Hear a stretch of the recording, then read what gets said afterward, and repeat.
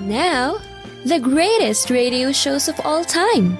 Suspense. The Shadow Node. Washington calling David Harding, counter-spy. Classic radio theater. The Great Gildersleeve. Fibber McGee and Molly. Dragnet. Gunsmoke. The Lone Ranger. Now, step back into a time machine with your host, Wyatt Cox. Good evening, friends of the Inner Sanctum. Comedy on this Monday with episodes of My Favorite Husband starring Lucille Ball and Richard Denning, Fibber McGee and Molly, People Are Funny, an episode from 1960. It's really cute. An episode of Lum and Abner, The Couple Next Door, and Claudia. That's all coming up straight ahead on this Monday, 20th day of May, 141st day of the year, 225 days remaining until we get to the end of the year. Let's see, Shakespeare's sonnets first published in London on this date in 1609 by the publisher Thomas Thorpe. It's thought they might not have been legally published. Might have been somebody else's copyright, 1862, President Lincoln signed the Homestead Act into law. In 1873, Levi Strauss Jacob Davis received a patent for blue jeans with copper rivets. In 1891, the first public display of Thomas Edison's prototype kinetoscope, shown at Edison's laboratory for a convention of the National Federation of Women's Clubs. In 1902, Cuba gained independence from the U.S., Thomas Estrada Palma became the first president of Cuba. 1916, the Saturday Evening Post published its first cover with a Norman Rockwell painting, Boy with Baby Carriage. A lot published of Norman Rockwell's works on the Saturday Evening Post. The small town of Codell, Kansas, struck by a tornado on this date in 1916. Incredibly, the same town also hit in 1917 and 1918. On this exact same date. At 7:52 on May 20th, 1927, Charles Lindbergh took off from Roosevelt Field in Long Island and on the world's first solo nonstop flight across the Atlantic Ocean, touching down at Le Bourget Field in Paris at 22:22 the next day. That'd be 10:22 the following day? Aviation has not gripped the imagination of the world solely because man at last found a way of flying. Its fascination lies far more in the changes it is bringing about in existing methods and policies. Possibly the most important effect will be on international relations. When measured in hours of flying time, the great distances of the old world no longer exist. A radio address from Lindbergh from August of 1930 in which he called for global uniform air regulations. Now, while Lindbergh made his first flight across the Atlantic on this date in 1927, Amelia Earhart took off from Newfoundland on this date in 1932 to begin the world's first non-stop flight across the Atlantic by a female pilot. She would land in Ireland the next day. Perhaps I'm prejudiced, but to me it seems that no other phase of modern progress contrives to maintain such a brimming measure of romance and beauty coupled with utility as does aviation. Earhart was lost in 1937 during an attempt to circle the globe. She was last seen over Howland Island in the Pacific. The first prisoners arrived on this date in 1940 at a new concentration camp in Auschwitz, the site of the Holocaust. In the U.S. on this date in 1949, the Armed Forces Security Agency established, the predecessor to the National Security Agency. 1954, Chiang Kai-shek selected for another term as President of the Republic of China by the National Assembly. In 1972, President Nixon and Henry Kissinger departed Washington to meet with Soviet officials. We do expect to make some progress, and the progress that we make, we trust, will lay the foundation for more progress in the future, in which two great peoples, the Russian people and the American people, can find a way, despite philosophical differences that are very deep, despite competitive positions in the world that are quite different, can find ways to live in peace in the world. President Nixon would become the first president to visit Moscow and only the second to ever visit the Soviet Union. In 1983, the first publication of the discovery of the virus that caused AIDS in the journal Science by Luc Montagnier and Robert Gallo individually. Radio Marti, part of the Voice of America service, began broadcasting to Cuba on this date in 1985. Of course, Cuba jamming it, and in retaliation, jamming many American broadcasters. There are a number of broadcasters down in Florida that have gotten special permission to broadcast at up to 10 or 20 or 30 times their normal broadcast power because Cuba jams them and you can't hear them across the street.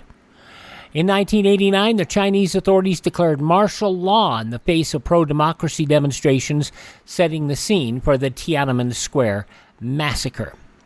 In 1996, the Supreme Court ruled in Romer v. Evans against a law that would have prevented any city, town, or county in the state of Colorado from taking any legislative, executive, or judicial action to protect the rights of gay and lesbians. This was back in 1996. In 2006, Barry Bonds tied a long-standing record. Here's the 1-1 pitch to Bonds. Swung on, driven, deep right center field, way back, no doubt, and Barry Bonds has hit number 714. He tied the babe, and there was no doubt about it. Homer number 714 for Barry Bonds, who would a year and a half later make it to 762, a lifetime record that still stands today. In 2013, an EF5 tornado struck the Oklahoma City suburb of Moore, Oklahoma, killing 24 people. 377 others were injured. Passing away on this date in history, Gilda Radner. I like to make people laugh a lot, but I like to laugh even more. Is this cheddar cheese? Now that's Chevy Chase. What? Chevy Chase. Oh, well, I must have the wrong number. Yes. Never mind. When I look at that tape, I can't help but think how great she was and how young I looked. Gilda, we miss you.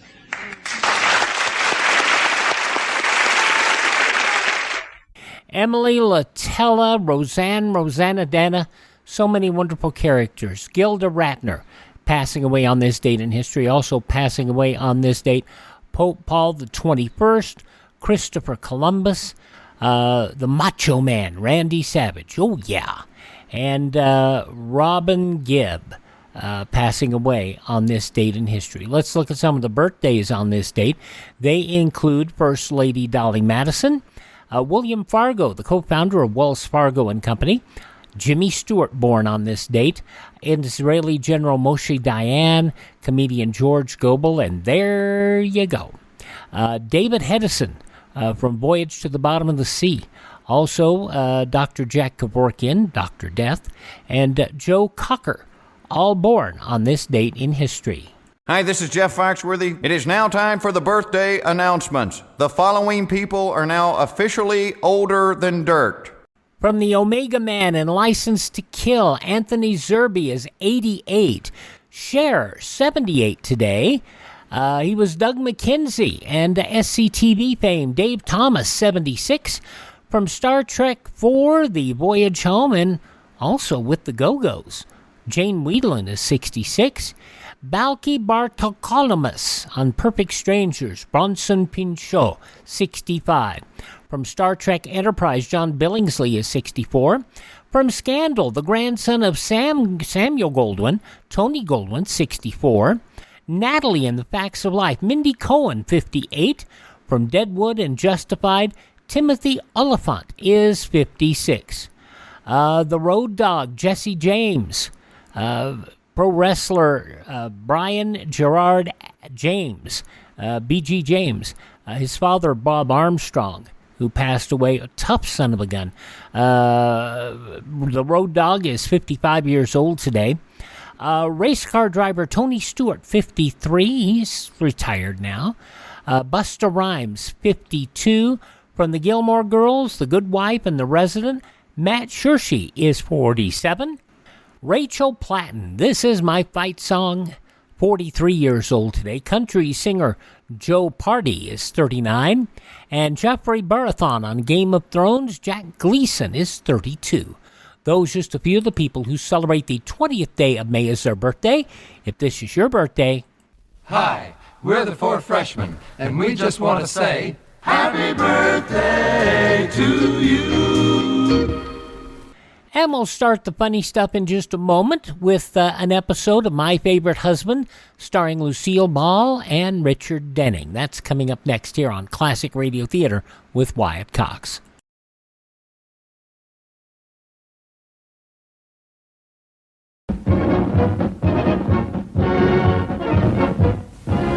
My name is Ronald Reagan. Last year, the contributions of 16 million Americans to the Crusade for Freedom made possible the World Freedom Bell, symbol of hope and freedom to the communist-dominated peoples of Eastern Europe, and built this powerful 135,000-watt Radio Free Europe transmitter in Western Germany.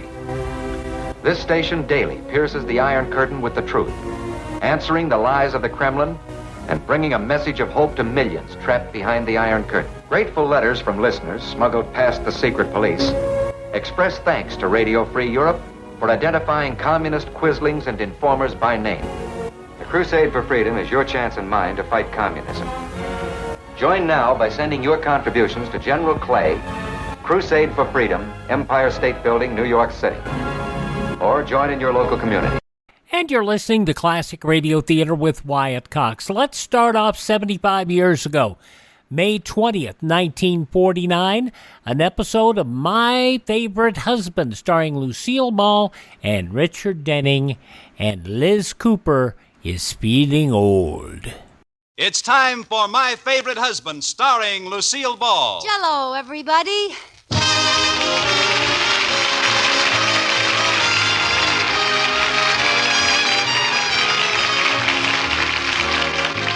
Yes, it's the new Gay Family series starring Lucille Ball with Richard Denning. Brought to you by the Jell-O family of desserts. J-E-L-L. Oh, the big red letters stand for the Jell-O family. Oh, the big red letters stand for the Jell-O family. That's Jell-O. Yum, yum, yum. Jell-O puddings. Yum, yum, yum. Jell-O tapioca puddings. Yes, sirree. And now Lucille Ball with Richard Denning as Liz and George Cooper. Two people who live together and like it.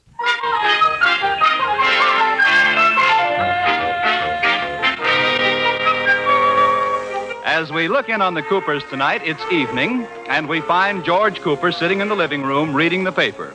And Liz is... Well, that's funny. Liz is sitting on the floor over by the bookcase with books spread out all around her. Liz, what are you doing with those books all over the floor? Sorting them. Our club is having an old book sale. Well, don't try giving away any of mine. I'll only take the ones you're through with, like this one. Has it got a bookmark in it? Yes, but you're Then I'm not finished with it. Put it back. George, you'll never finish it. I will, too. Some reading is so heavy, it takes a long time to finish. Oh, well, then I'll put this one back by all means. What's the name of it? The Bobbsey Twins at the Seashore. Tell me when you finally struggle through it, George. Very funny. Well, you can take that one. Thank you. George, is this your library book, How to Play Mahjong? Oh, my gosh, I forgot about it. I'll bet it's overdue. What's the date on it? Let's see, May 13th. Well, it's only a week overdue. May 13th, 1936. Oh, well, then you can have it. What? You want me to handle a hot book? I'm no fence. Listen, pear-shaped. Go sell your books. Don't bother me. All right. George! What's the matter? Look, on the second shelf. Little Men is leaning against Little Women. Oh, look, George. What? They've had a little pamphlet. Oh, silly. Oh, George, look at this, the Arbutus. Well, look at that. My old high school yearbook. Let's see it. Wait till I blow the dust off. That's when I was graduated from high school. Mm-hmm. The Arbutus, 1929. You were a freshman in high school that year, remember? Oh, that's right. That wasn't so long ago at that, was it? No. Look, here's a picture of me. Where? Right here with the football team. Gee, you look wonderful. Right up in the front row, too. You know, George, we've still got that bucket up in the attic.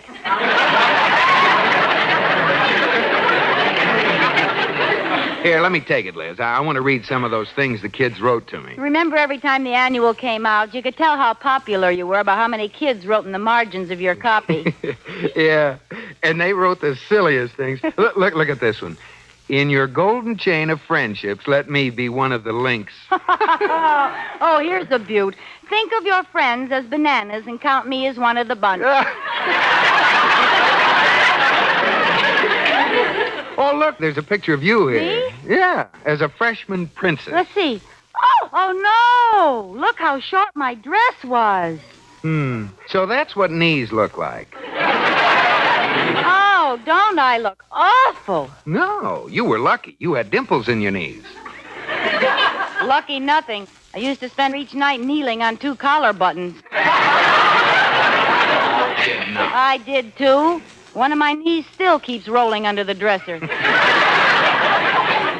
Oh, look how young I am in that picture.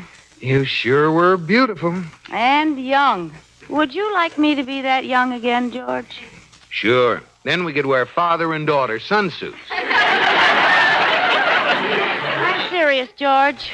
Gee, that picture makes me feel old. Old? Oh, don't be silly. You're still young and pretty. I am not. Look at me then. A little flower in the bloom of youth. And look at me now, an old stinkweed. Oh, Liz, now don't start being silly. None of us look like we did then. That's just it, George. You do. You haven't changed a bit. Oh, your hairline may have receded a little, but you're just as handsome and virile and wonderful looking as you were then. But I'm not. I have a double chin and a spare tire, and my figure is dumpy. I have crow's feet around my eyes, and my age shows in every inch of me. I'm just not young anymore. Hairline's receded, huh? Oh, get off the old age kick, will you? No, I've got to face it, George. I'm not a girl anymore. I'm getting old and wrinkled. You are not. Yes, I am. I'm getting old and wrinkled. Now admit it. All right, you're getting old and wrinkled. Now what? I've given you some of the best years of my life, and now you say I'm old and wrinkled. Good night. Come back here, Liz. I didn't mean it. Oh, yes, you did. I'm going to bed. When you get to be my age, you need your sleep. Oh, now what am I in for?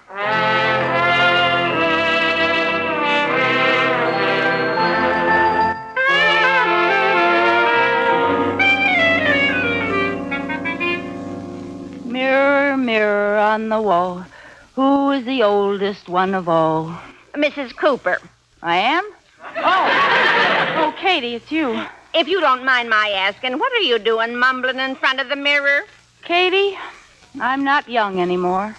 I didn't realize it till last night. We got out our high school annual, and I haven't felt so old since the day Shirley Temple got married. Oh, Mrs. Cooper, you've got to snap out of this. Now, maybe a nice meal would help you. What would you like for lunch? Oh, just a cup of tea. Is that all? Well, perhaps a bowl of warm gruel. Oh, I give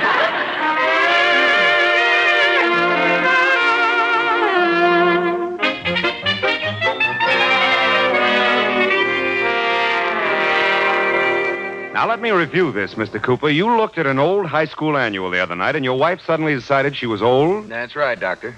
Well, we psychiatrists see cases like this quite often. It's not serious. Well, she's even been telling people she's 31. How old is she? 31. My goodness, this is serious. What other symptoms does she have? Well, she's in bed every night at 8 o'clock reading literature from the old lady's home. And the other night, she asked me about opening a charge account at Forest Lawn.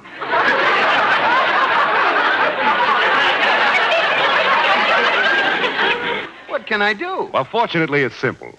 All your wife needs is the assurance that she's still young and beautiful. You must reenact your courtship. Treat her as you did then. Flatter her, make love to her, convince her that she's desirable and lovely. Send her flowers and candy. You really think that'll do any good? Mr. Cooper, take my word for it. A few days of attention, and your wife will feel so young you won't be able to leave her alone without a sitter.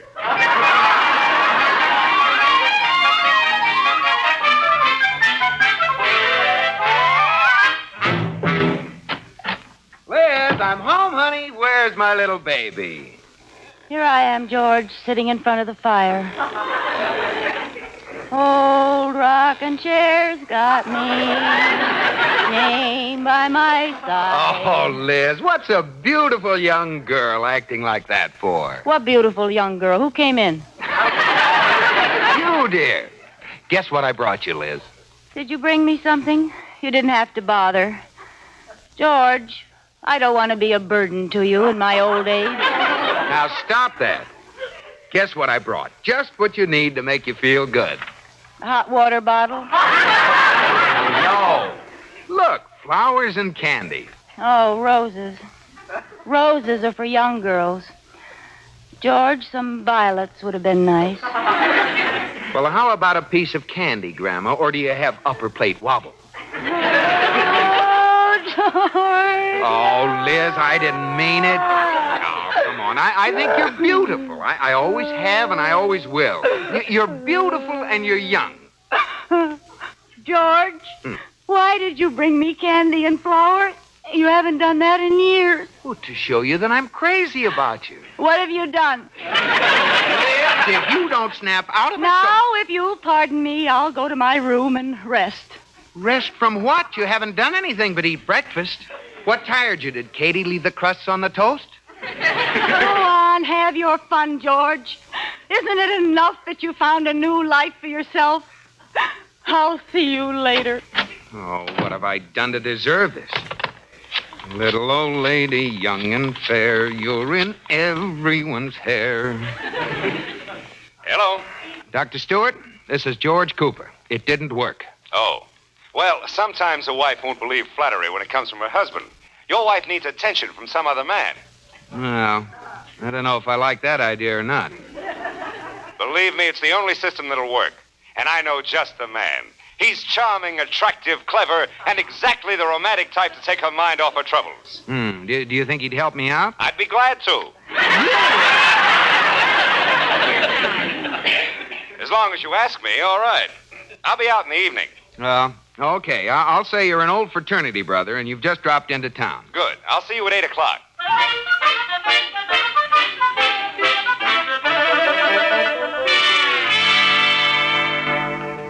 Ah, that was a good dinner. What'll we do tonight, Liz? Oh, I'll just sit by the fire a minute and then go to bed. I tire so easily these days. Oh, I wonder who that can be. It must be Charlie Stewart. I ran into him today. He's an old fraternity brother of mine. I'll let him in. Charlie Stewart. Hiya, George. Come on in. Charlie, this... George, you didn't tell me you had a daughter. Look, Charlie. This is my... Tell me, honey, is your mother home?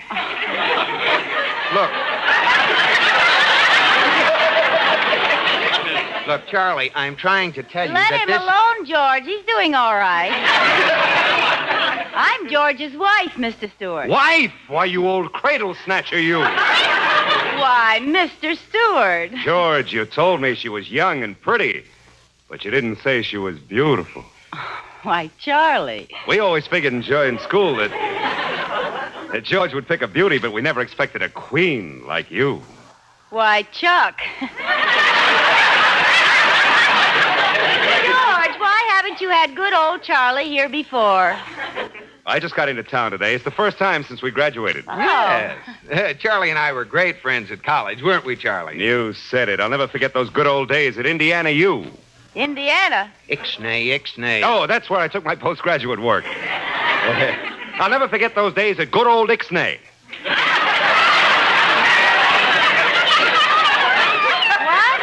What? He means Dean Ixnay at Yale. Gee, that was a long time ago. Yes, a long, long time ago. Uh-oh, there she goes again. Well, let's not stand here. Let's turn on the radio and get some good music, huh? Yeah, that's a swell idea.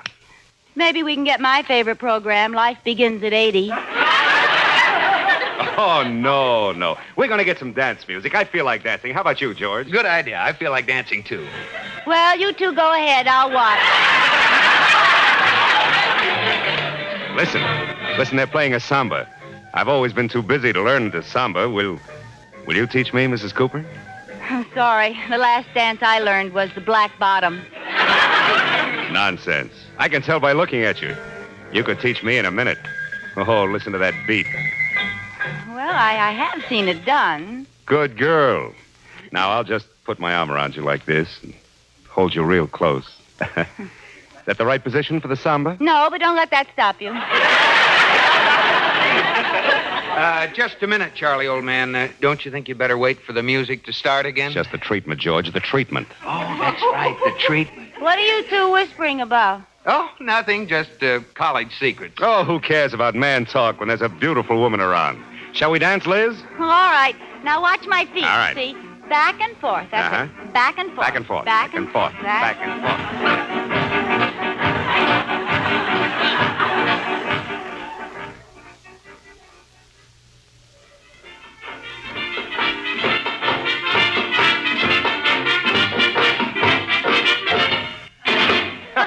Wonderful. Oh, you did beautifully, Charlie. You're a fine dancer. Well, that's because you're such a wonderful teacher. You're light as a feather. Oh, really? Uh-huh. Don't you think he caught on quickly, George? Yes, it's only taken him 3 hours so far. Treatment, George. Remember, treatment. Well, all right, but it looks like more of a treat than a treatment.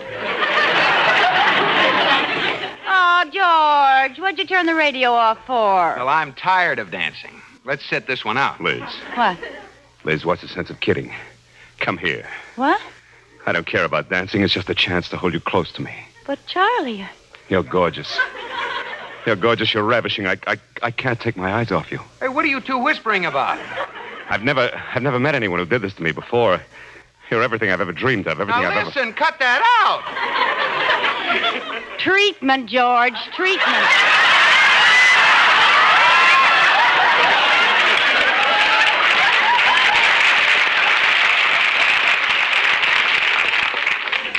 Huh? What do you know about treatment? Nothing, but you leave us alone every time he says it. Well, it doesn't work anymore. It's late, and you have to go home, don't you, Charlie? Well, I don't really. Look, Liz and I are tired. Well, if you put it that way. Oh, I'm not tired. It's only 1 o'clock. There, see?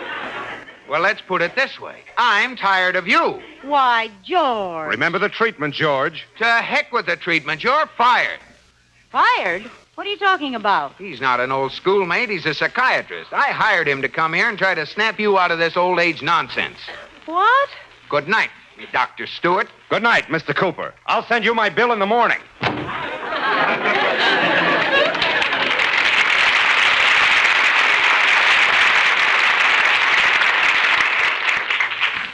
Oh, Liz, I'm sorry I had to blow up like this, but you're all cured now. Well, you are, aren't you, Liz? Liz? Oh, rocking chair's got me.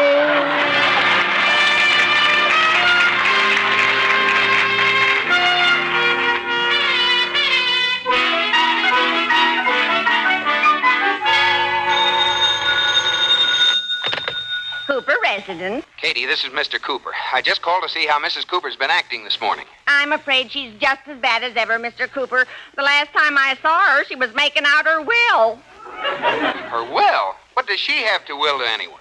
Well, she's leaving you to me.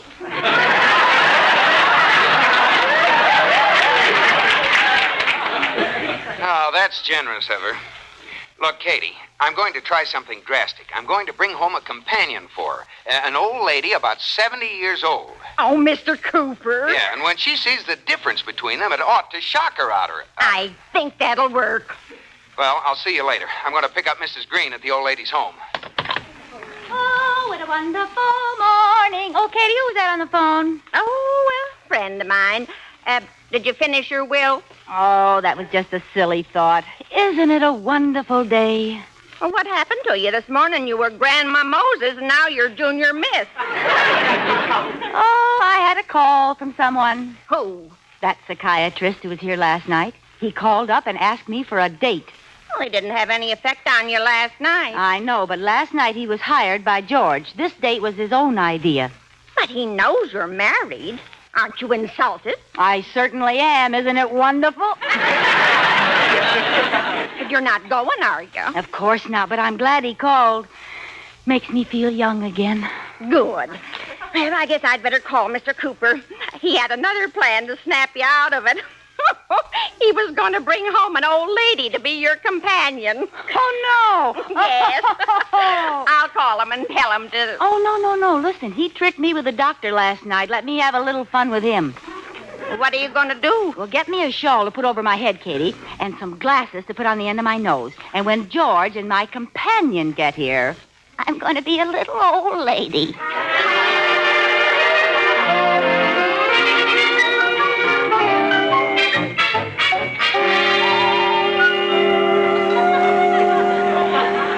They're coming up the walk, Mrs. Cooper. Oh, he's real old. Well, give me the shawl, Katie. Oh, these glasses tickle the end of my nose. This way, Mrs. Green. Mrs. Cooper's probably in the living room. Oh, Liz. Sonny boy. Liz, where did you get those glasses? Oh, Georgie, you brought me some company. Of course he has. I'm glad to meet you, Mrs. Cooper. My, you're skinny.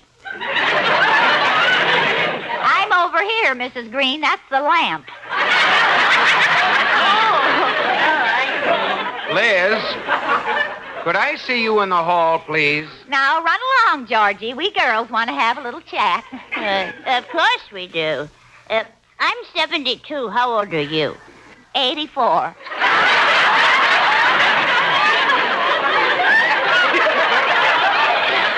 You know, you don't look a day over 70.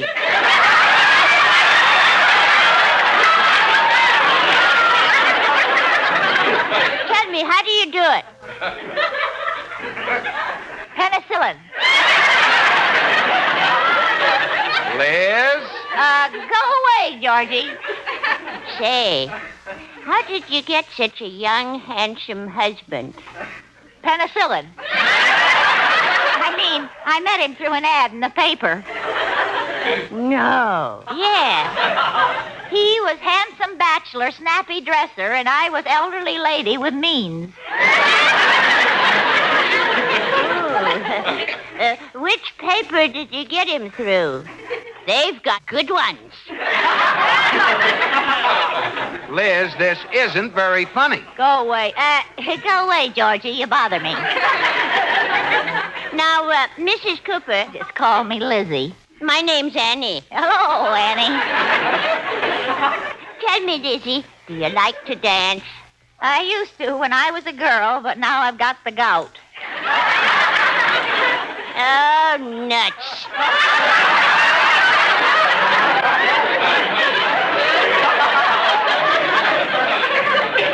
I can't dance any unless I get oiled. In my joints, I mean. I've been oiled in a few joints myself.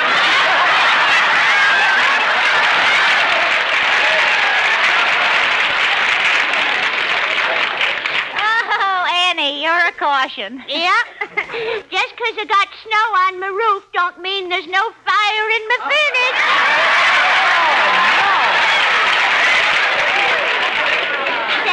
Say, Lizzie. Yes? Do you play bingo? I know where there's a game going on right now. In the middle of the afternoon? Sure. In back of the Bluebird Tea Shop. There's a hot game going on all day long. The tea shop's just a front. Come on, get your green eye shade and let's go. I'll get my wheelchair. We can ride down. All right. What model you got? Oh, a real hopped-up job. I hooked it to a mix master. Mix master, eh? Does it work? Sure. I had some speed trials yesterday. What did you make? 14 miles an hour and a sponge cake. Now, that's enough of this nonsense. What's going on here? I'm sorry, George. I just couldn't resist. Wait a minute. I don't understand this at all. I'm sorry, Mrs. Green. I'll explain in a minute. I'm all right now, George. Something happened today that made me see how silly I've been. Well, thank goodness. When the presents didn't work and the psychiatrist didn't work and even swallowing my pride and having him call you and ask you for a date didn't work, I thought... Now what's the matter? You told him to call. I'm not attractive. I'm old and worn out and nobody wants me. Goodbye, George. Where are you going? Come on, Annie. Let's go play bingo.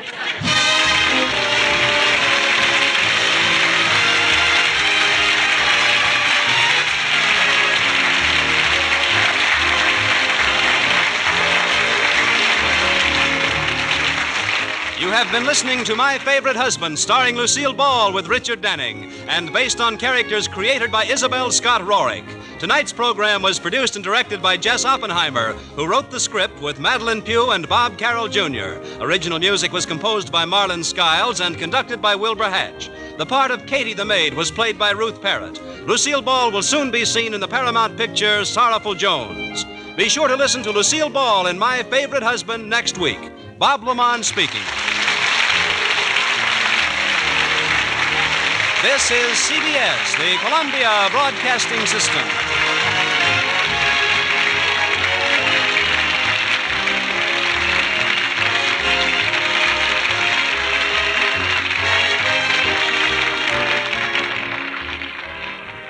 And the minds you heard there at the end mentioned Jess Oppenheimer and crew went along with Lucy to create I Love Lucy.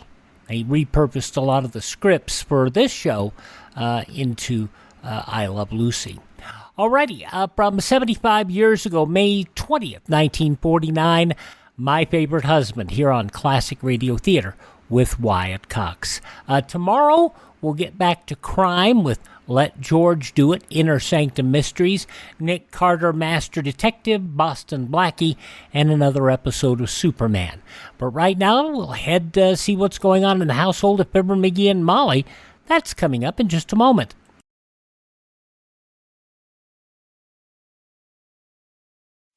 This year, 32,300 people are doomed to death. By Cornelius Happ, I never stopped to realize. You know, Harlow, it takes 10 seconds and 336 feet to stop a car traveling at 60 miles an hour. That's why brains are more important than brakes. Why the man behind the wheel should beware of the speed at which he's driving. Why safe and sane are synonymous words to drivers who value their fellows' lives as well as their own. In other words, Hap, just because Autolite resistor spark plugs give your car more pep, don't try to use all of it, eh? Exactly, Harlow. But there's more. The Good Samaritan is the gracious guy or gal who not only knows and keeps the rules of the road, but also keeps his temper in his head when some bungling Benny gives him the road hog treatment. Yes, Hap, it's sad but true that one right way to wrong driving is to always demand your highway rights. Be sure to be safe. Right, Harlow. Now on Classic Radio Theater with Wyatt Cox, it's time to head to Wistful Vista, 79 Wistful Vista to be precise, see what's going on in the household of Fibber McGee and Molly. This episode from 83 years ago today, May 20th, 1941. The Johnson Wax Program with Fibber McGee and Molly.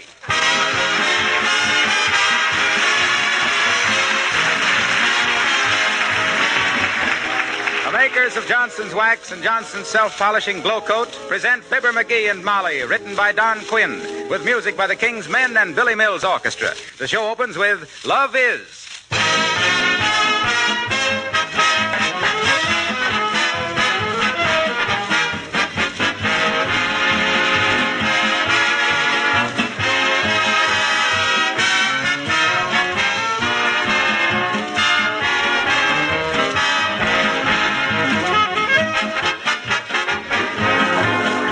wonder how many of you ladies were in the midst of your spring house cleaning today.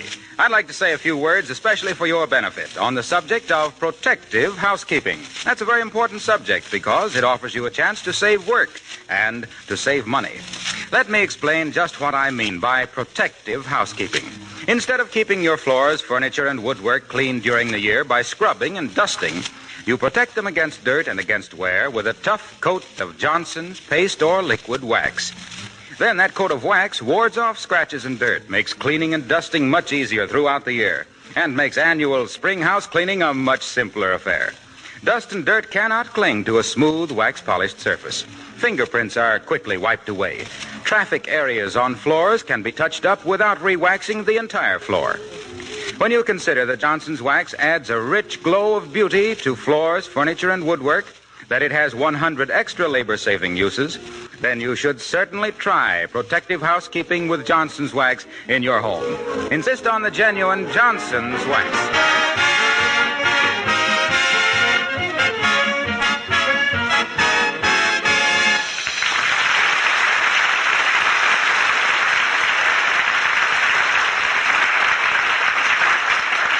Ever throw a kiss to a beautiful girl? Unsatisfactory, wasn't it? So is a birthday without a birthday cake. And our hero is not the man to see his life partner neglected in this way. So, here at 79 Wistful Vista, cookbook in hand and a determined gleam in his eye, while his spouse stands by full of love and skepticism, we find Fibber McGee and Molly.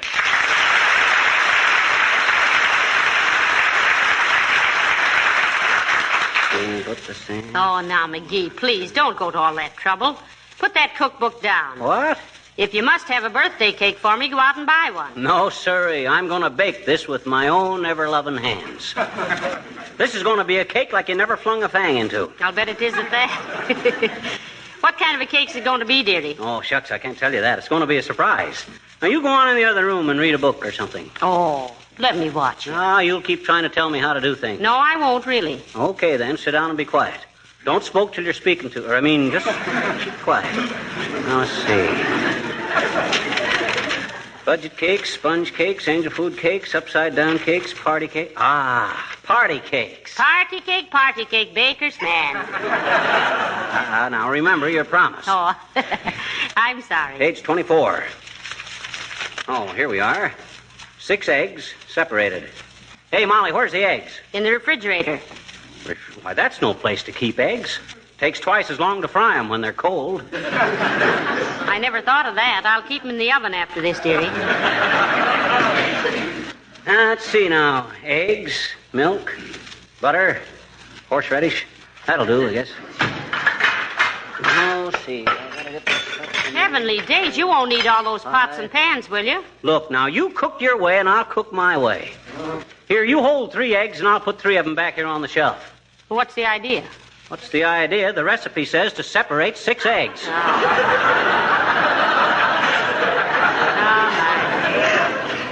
Okay, here's 1.5 cups of sugar, 4 cups of shifted cake flour, 1/4 teaspoon of salt. No pepper. 2 squares of chocolate. Okay, give me them eggs again. I guess they've been separated long enough. 1, 2, 3, 4. Let's see, 5. Boy, that's a lot of eggs. I should have bought you a fur coat. It would have been cheaper. Me. Where's the egg beater? Right there in the drawer, right in front of you.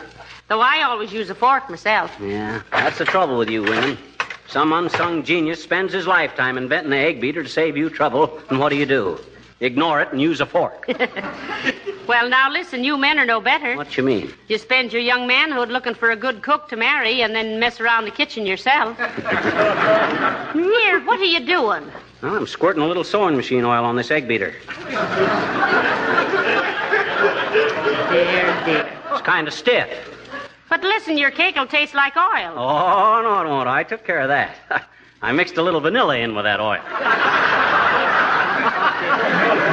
Yeah, that's better. Oh, boys. Come in. Oh, dear. Hello there, kids. How you fix for postage stamps? I don't know, old-timer. How many you want? Don't want any. I'm selling them. 2-cent stamps for 1 cent. Today only. Heavenly days, how on earth can you do that? Forgot to mail my Christmas cards this year, daughter. Just found them and soaked the stamps off. How many you want? For every 50 you buy, I throw in a little bottle of glue.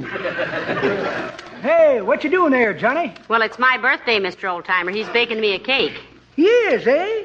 You know how to cook, Johnny? Well, we'll soon know. What do you mean, do I know how to cook? Sure, I know how to cook. I'm not only a cook, I was the greatest vegetable and fruit man in Peoria at one time. I never knew that, McGee. Well, I've been covering it up, that's why. I wrecked my career. I was a failure. How's that, Johnny? It's any of my business, which it ain't, but I'm interested, and when a feller's interested, you can forgive a certain inquisitiveness because... Okay, I'll tell you. I was trying to raise a seedless watermelon, and I done it, too. And that's what finished me. Oh, well, if you succeeded, why did it finish you? Caused a terrific demand for seedless watermelons, and I couldn't fill it. Why not? I couldn't grow them. Why not? No seeds.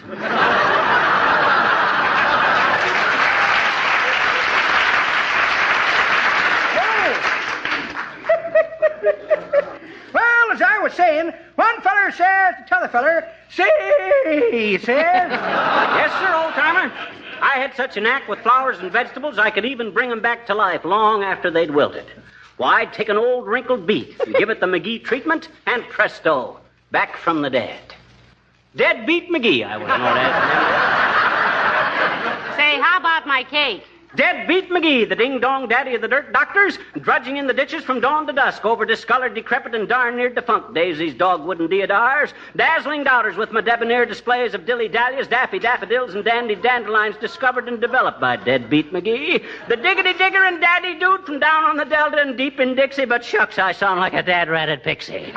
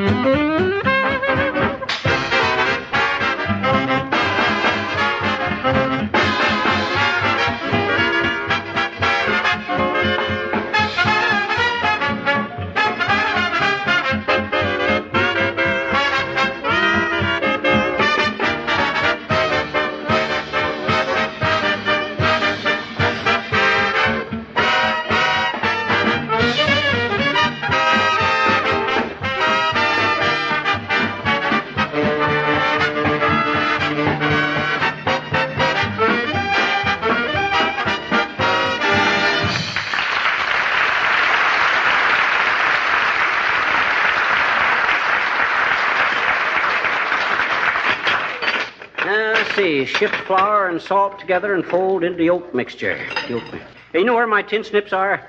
What on earth you want tin snips for? I got to cut down a teaspoon. It says here to put in 1/4 of a teaspoon of salt. To make 1/4 of a teaspoon. Don't be silly. Just fill it 1/4 full. Huh? Oh, say, I could do that, couldn't I? You knew it was silly all the time. Yeah, those bowlers from Peoria laughed at it. Baby, is this going to be a cake? I'll bet it'll be a cake. I'll bet this'll make Prudence Penny feel like a nickel. I would have made you upside-down cake, but I don't have much luck with those. The blood keeps rushing to my head.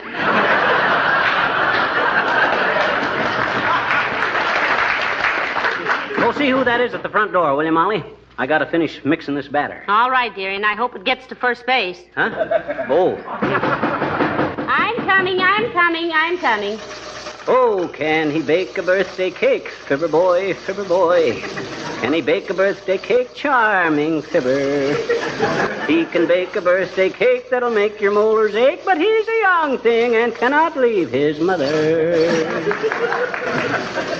Oh, McGee, it's Mrs. Uppington, and she wants to... Ah, what is that old fuss? McGee, I said it's Mrs. Uppington, and she... Tell the old moose I don't... Oh! Hi, Uppy. Good day, Mr. McGee. Good day. May I ask what you imagine you're concocting there? Well, it's a cake for me, Abigail. This is my birthday. Oh, really? Well, congratulations, my dear.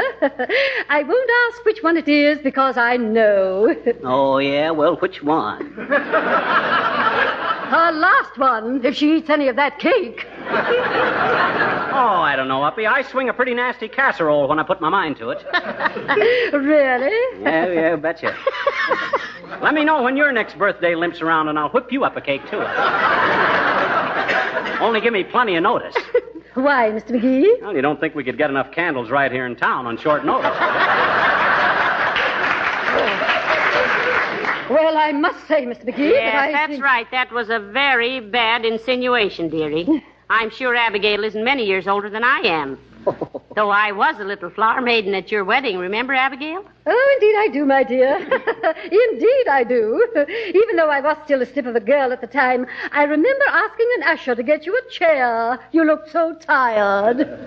Well, I was just tired from laughing so hard. What was the joke? Otis Cadwallader, you know. Oh, that mug. Otis was one of the little boys who was carrying the train of Abigail's wedding dress, and he had it a little too high, and he whispered that the bride was bow-legged. Not that I ever believed it, Abigail. Well, I should hope... Until I saw you in your jodhpurs. Please, Mrs. McGee, I think the discussion of my nuptials has gone far enough. Yes, me too, girls. We sure squeezed that subject dry. Let's get back to birthdays. You want me to bake a cake for your birthday, too? Thank you, no, Mr. McGee. I have all my special pastry made by an expensive caterer. Oh. My last birthday cake cost me $75. Oh, not really. Did you demand an itemized bill, Abigail? Itemized? Yeah, it was probably $5 for the cake and $70 hush money. Well, really, Mr. McGee, well, I have never been snubbed like this in all my life. Honest, Abigail? You ought to walk down the street in San Diego some night when the fleet's in. Enough!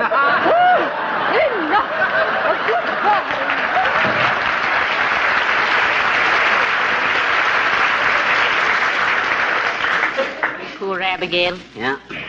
Well, how are you doing with your cake? Well, it's coming along swell, though it's kind of tricky folding these egg whites. They won't hold a crease. Hey, I haven't got enough sugar. No, I don't. Dad rat it, can't a guy bake a cake in peace around here? Come in. Why don't people... Oh, good day, Mr. Wimple. How do you do? May I step in a moment out of the wet? Oh, is it raining? No, I've been crying. You poor man. Come right in. What's the matter? It's my wife. Oh. We had a terrible argument this morning, and I'm afraid I lost my temper. Oh. I actually shook my fist at her. You did, eh? Was she scared? Fortunately, she didn't see me. You know, I think you're just too meek, Mr. Wimple. You should stand up for your rights. A woman has no respect for a man she can dominate. Oh, I know that, Mrs. McGee. And I really went round and round with her once. Did it do any good, Wimple? Yes, for a while. But as soon as I got out of the hospital, it started all over again. It's really discouraging. Oh. Well, what can we do for you, Mr. Wimple? I just wondered if you had a small piece of raw beefsteak I could borrow. My wife has a black eye. What? A black eye? Why, Wimple, you mean you actually... Oh, no, Mr. McGee. She tried to chase a dog out of our yard and stepped on the rake. Flew up and hit her in the eye. Oh, well, that's too bad. But I'm sorry we haven't got a bit of raw beefsteak in the house. Personally, I never thought much of that beefsteak treatment for black eyes anyway, Wimple. Oh, I didn't want it for her eye, Mr. McGee. Huh? I was going to give it to that dog, bless his heart.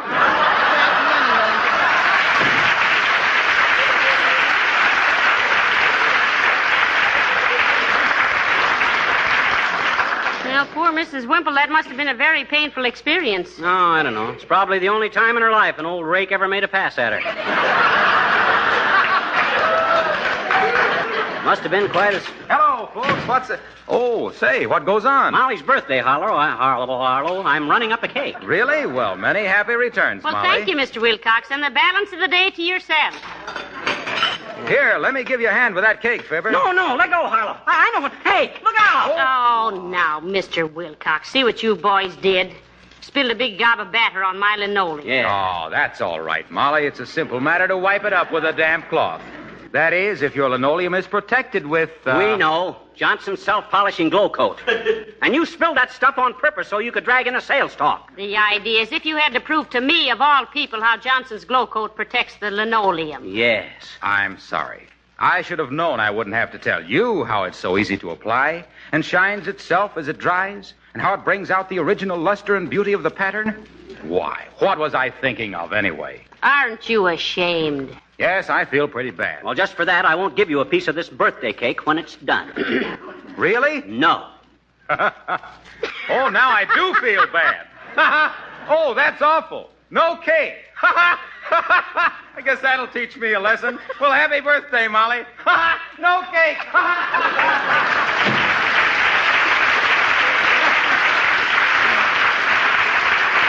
Killing himself. Trouble with that guy is he's got a single-track mind. And it's full of freight cars loaded with Johnson's wax. Well,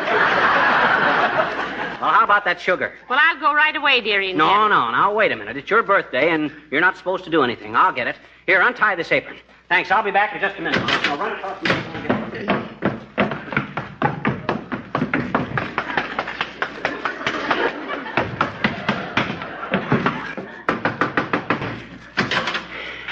Hey, can I borrow a cup of sugar until tomorrow? Hi, mister. What's cooking? What? Oh, hi, sis. Is your mother home? Sure she is, I betcha. May I see her a minute? No. Huh? I said no. What do you mean, no? You tell your mother I want to see her, will you?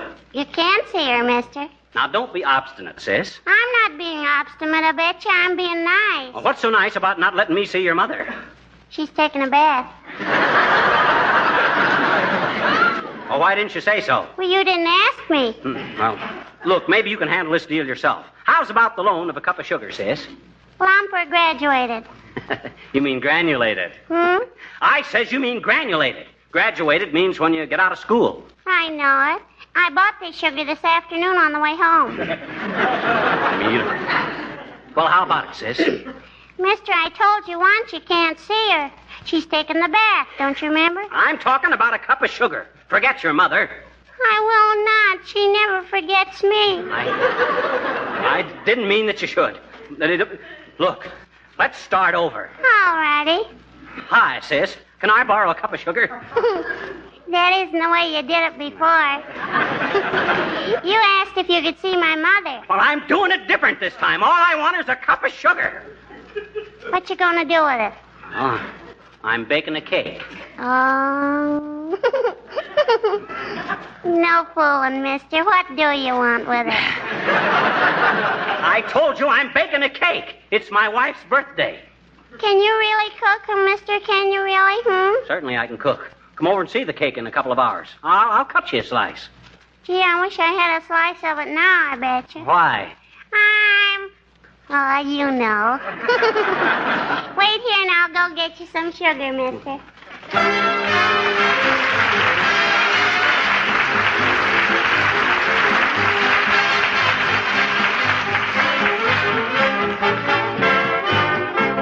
The King's Men sing Three Blind Mice. 3 blind mice, 3 little innocent mice. Number 1 is thin. Number 2 is fat. Number 3 so fierce he scares the cat. I'm number 1. Number 2. Number 3. 3 brave mice. 3 hungry mice. 3 hungry mice. They lived in a farmhouse out in the sticks with a farmer and his little old wife. Pat, pitter, pat, pitter, patter, pitter, pat. Pat, pitter, pat, pitter, patter, pitter, pat. The thin little mouse had a very long nose to sniff the slightest breeze. One day he sniffed with his very long nose and shouted, I smell cheese. The fat little mouse took hold of his tail. The thin one led the way. The fierce little mouse brought up the rear to chase the cat away. Three hungry mice, scampering off to find the cheese and cut themselves a slice. Pitter patter, pitter patter, pitter patter, pitter patter, pitter patter, pitter patter, pitter patter. Whoa! Three happy mice. They nibbled and nibbled and nibbled some more, till one by one they lay down on the floor and all fell asleep and began to snore. Three sleepy mice. Oh, the farmer's wife, sneaking down the hall with a carving knife. Three little mice too full to run away, lost their little tails before you can say. Three blind mice, three sorry mice. The thin little mouse is thinner now. The fat one became a rat. And the fierce little mouse is just a smile on the face of the old tomcat. Three blind mice, three blind mice. That is the end of the three little tales of the three blind mice.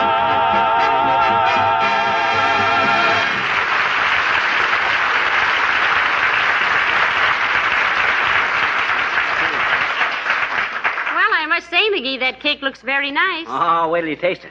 It'll be ready to eat as soon as I finish squirting happy birthday to Molly onto it. D-A-Y-M-O-L. Uh-oh.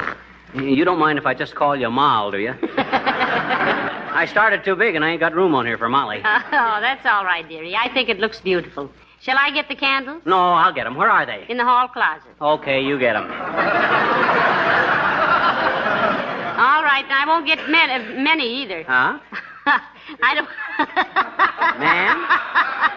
I'm sorry. I don't want to be like the girl who said she was 21, and when they brought home the cake, it looked like a prairie fire.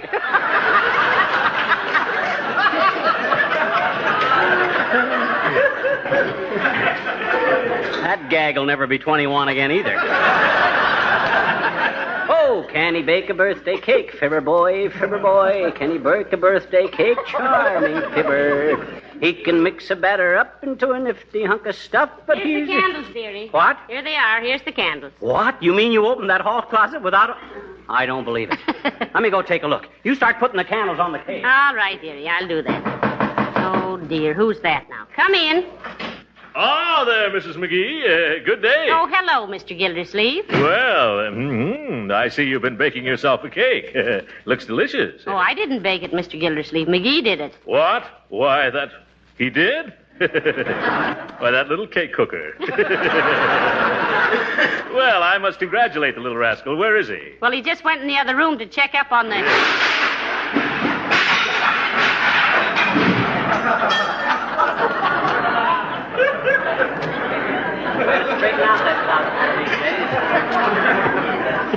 Checking up, eh? I hope he survived it. So he baked this cake, did he? Well, I see it's a birthday cake for you. Mm-hmm. Well, congratulations, my dear. Well, thank you, Mr. Gildersleeve. My goodness, this is an occasion. I'll just have to have a piece of this cake in honor of your birthday, Mrs. McGee. Oh, now you better wait for McGee, Mr. Gildersleeve. He might be annoyed if Oh, my little chum wouldn't begrudge me a little piece of cake. Come now, my dear. Hand me a knife. Thank you. Well, it cuts nicely, doesn't it? Care for some yourself? No, thank you. Not now. I'll wait till McGee... hi, Gildersleeve. Hello, McGee. Why? He thought you wouldn't mind his taking a piece of your cake, dearie. Well, of all the dad-ratted nerve. I baked that cake for my little wife, Gildersleeve. You got a lot of brass barging in here and hogging the first piece. Why? Now, look here, McGee. Whose birthday is this, yours or your wife's? Well, it was my cake, and you didn't have any right to come barging. Oh, now forget it, McGee. Yeah. After all, it is my birthday, and I don't want any bickering. Well, shucks, if this big lard bucket had the manners of a well-bred hyena, he'd have known better than to come barging. Hey, look at Throckmorton. He's turning purple. Oh! Heavenly days, what's the matter, Mr. Gildersleeve? Ah, don't fuss about him, Molly. He'll do anything to attract attention. Quit clowning, you big ape. No, McGee, he's not clowning. There's something the matter with him. He's pointing to his throat, see? Oh, do you suppose... Hey, Gildersleeve, what's the matter?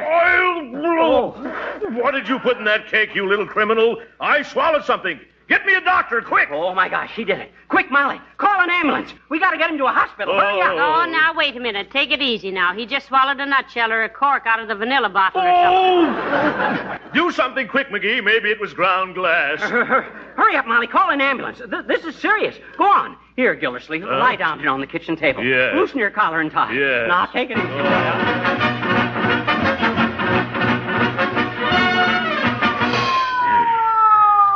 Oh, what was it, McGee? What did I eat? Now, don't worry, Gildersleeve. You'll be all right as soon. Go faster, driver.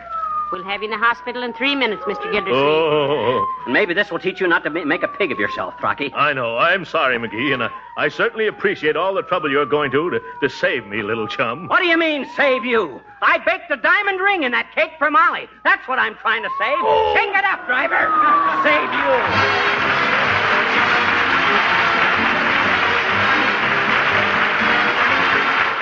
Fibber and Molly will be back in just a moment. You know, every now and then it's a good idea to get back to fundamentals. The other day, a lady asked me, why does Johnson's self-polishing glow coat make linoleum last longer? That's certainly a fundamental question and deserves an informative answer. Here it is. In the old days, women used to scrub their linoleum floors at least once a week in an effort to keep them clean. Now, every linoleum manufacturer will tell you that continual scrubbing actually ruins linoleum. It softens the finish and finally makes it warp and split. In the meantime, the colors fade. Johnson's Glow Coat eliminates this continual scrubbing. It actually covers the linoleum surface with a hard coat that protects it against scratches and scuffing feet and preserves the colors bright and fresh. Many women tell us that Glow Coat makes their linoleum last 6 times longer than when it was unprotected. And besides this protection and beauty, Johnson's Glow Coat saves hours of work because it is self-polishing, needs no rubbing or buffing whatsoever. If you don't have a supply of Johnson's Glow Coat on hand, be sure and add it to your next shopping list. Well, McGee, this should teach you a lesson to stay out of the kitchen. You know, it's no place for a man. Is that so? Well, don't forget to remember the highest paid cooks in the world are men. Why, of course they are. Betcha. Women are too smart to spend 12 hours a day over a hot stove. Oh, good night. Good night, all.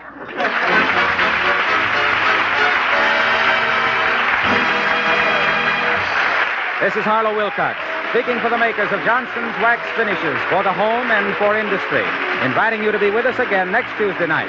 Good night. From 83 years ago, May 20th, 1941, Fibber McGee and Molly here on Classic Radio Theater with Wyatt Cox. Visit our webpage at classicradio.stream. Stream our shows, learn about building a classic radio collection of your own. Find our social media links. If you'd like to send me a little treat, you can buy me a copy. That's at classicradio.stream. Coming up next, Art Linkletter and People Are Funny.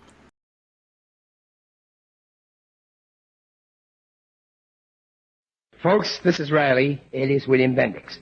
I'd like to talk to you about something very important to all of us. You know what traffic accidents are. They're something that happened to other people, but not to you. Your life is charmed. When you sit behind the wheel of your car, nothing can harm you. Nothing can touch you. It's impossible that you could be the victim of a traffic smash-up. Doesn't that sound a little ridiculous? Of course it does. But that's the thinking of the majority of America's drivers. And that's the thinking that causes traffic accidents. The truth of the matter is that unless you drive safely and lawfully, an accident can happen to you. Last year, it happened to 32,000 persons who died as a result. It happened to more than 1 million others.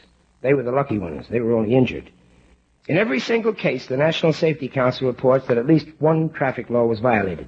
So when you drive your car, remember that your only guarantee of safety is lawful driving. Obey the traffic regulations and drive carefully. The care you take may save a life, and that life may be your own. Most people know Art Linkletter's People Are Funny from television, but in fact it started back in radio in 1942. Linkletter came on in 1943 and continued with the show until its conclusion on radio and television in 1960. When the TV show started, many of the shows were simulcast. That means that they were both on radio and television. The series ended April 1st, 1960, although reruns happened until 1961, almost a year after the show finished original production. People Are Funny, and Art Linkletter's House Party, some of the biggest daytime shows of the 50s, although People Are Funny primarily, was a evening show. Let's drift back to the tail end of the series' production. In fact, this would be in the last month of the show's original run. May 20th, 1960, 64 years ago today, Art Linkletter and People Are Funny. Might not know the answer tonight on People Are Funny. This is Ben Grauer. And there's the familiar sound of the monitor beacon scanning the world for interesting stories and sounds.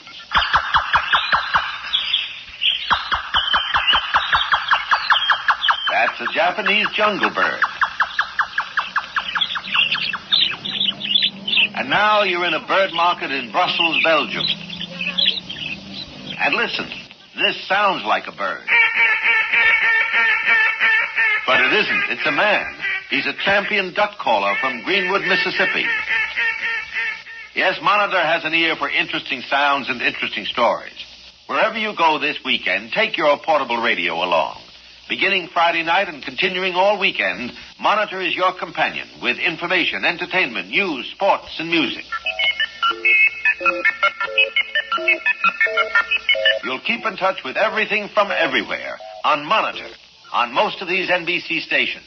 Yes, NBC presents John Goodell's production of People Are Funny, transcribed from Hollywood. And now here's America's top master of ceremonies, Art Linkletter. Arthur!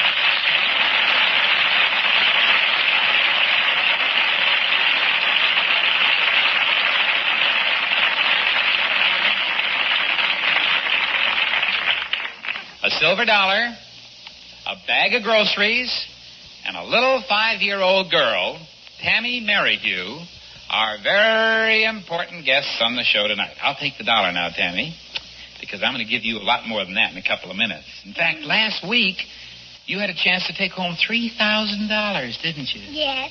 Only 5 years old. You're the richest little girl in the world. Yes. How much money do you have in your piggy bank at home? Oh, about, $2. $2. Well, that would make quite a nice addition, $3,000. Have you had an exciting week, Tammy?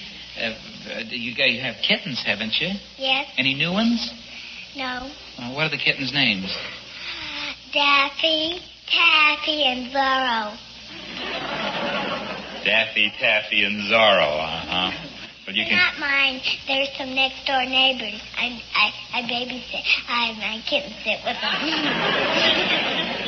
You kittens sit with them. Well, you rascal, you. You've had lots of fun on our show here. For the last 2 weeks, you know, we've had Tammy go out, leave the studio, and go right out into Hollywood and do different kinds of experiments, trying to find out if people will help a little girl at a bus stop and at a supermarket with all kinds of things. And every time you've succeeded, haven't you? Mm-hmm. You know what succeeded means? Well, then quit being so agreeable. Now, Tammy, tonight, you're going after $6,000 tonight. $6,000. You know how much that is? Yes. How much is $6,000? It's quite a lot of money. Is it more or less than 400? I guess so. Oh, that's fine. Now, I'd like to have you work on my income tax report. Now, if you succeed tonight, you go for $10,000 next week, which is the most that we've ever had a little girl win on this program. Would you like the $10,000 right now? Right yes. Now? All right, I happen to have it right here.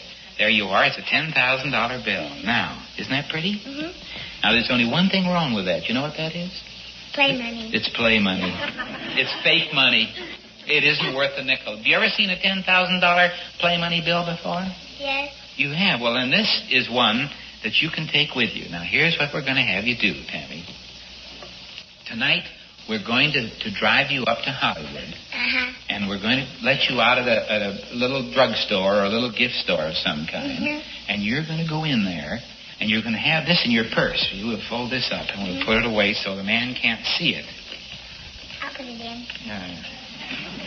Doesn't want me messing around in her purse.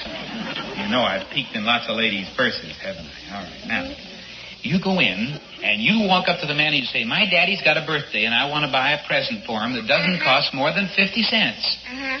Then have him gift wrap it. And after it's all wrapped and you got it, you give him this. Yes. Let's see now if you've got that straight. You do that with me. Now, I'm the clerk of the store. What do you say? I'd like a small tube of Pepsodent for my daddy for a birthday present. Well, that's all right. I didn't exactly have that in mind, but anything else? And then after I wrap it up and I give it to you, then what do I say, where's your 50 cents, please? Oh, then you don't need to do it now. Then you open up and give me the $10,000. Now, this is the secret of this game. If this clerk asks you if you have any real money, then you say no. If he takes that toothpaste or whatever it is you buy and puts it back, then you go to another store. But if he pays for it out of his own pocket, or if he lets you have it and charges the store for it, or whatever he does, we'll bring him back here. Our scout will be lingering in the outskirts of the store. We'll bring him back, and wait till you see what happens to him. And to you, you've lost your money already. Just like a redhead. Now, you go out, and remember, do what you can, and if you get a clerk, and he does this, and we bring him back, wait till you see what happens. Goodbye, Tammy. Goodbye. Say goodbye to our audience.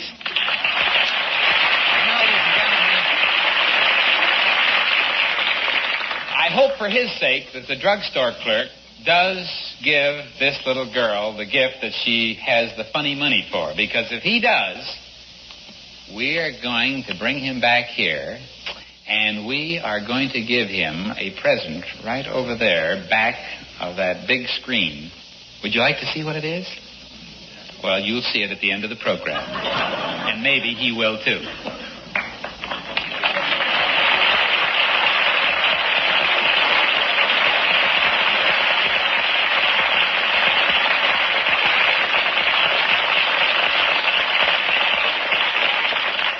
In just 60 seconds from now, we'll hear people continue to prove that people are funny. But first, hear this. This is Bing Crosby. I'm sure you've seen and heard this slogan. Home is where the hurt is, where multiple sclerosis hits. I'd like to talk to you for a moment about those homes that are hit by MS and closely related diseases. One of them could be a home of a friend or a loved one, or even your own home. Because MS strikes anywhere, anytime. It's simply no respecter of persons. Multiple sclerosis is a crippling, baffling disease of the central nervous system that heaps emotional and financial disaster on top of physical hardship. It's a disease that the victim and his family must learn to live with because its cause and cure have not been found. Now, with so very little known about MS, scientists have to track down anything that is a possible lead. But careful, continuous scientific research takes money. And if money isn't available, a promising lead can't be followed up. Join the fight to conquer multiple sclerosis. Please say yes. And give to the MS Hope Chest today. You know, we've been proving that people are funny here in the United States for over 15 years. And tonight we're going to prove that people are funny all over the world. And you're going to find out how much the average foreigner knows about this country, and we'll also see how much an American knows about foreigners and what they know about this country. Our contestant may win an all-expense-paid trip, round trip to Paris, France. And our contestant is the kind of a person I'd love to see take it.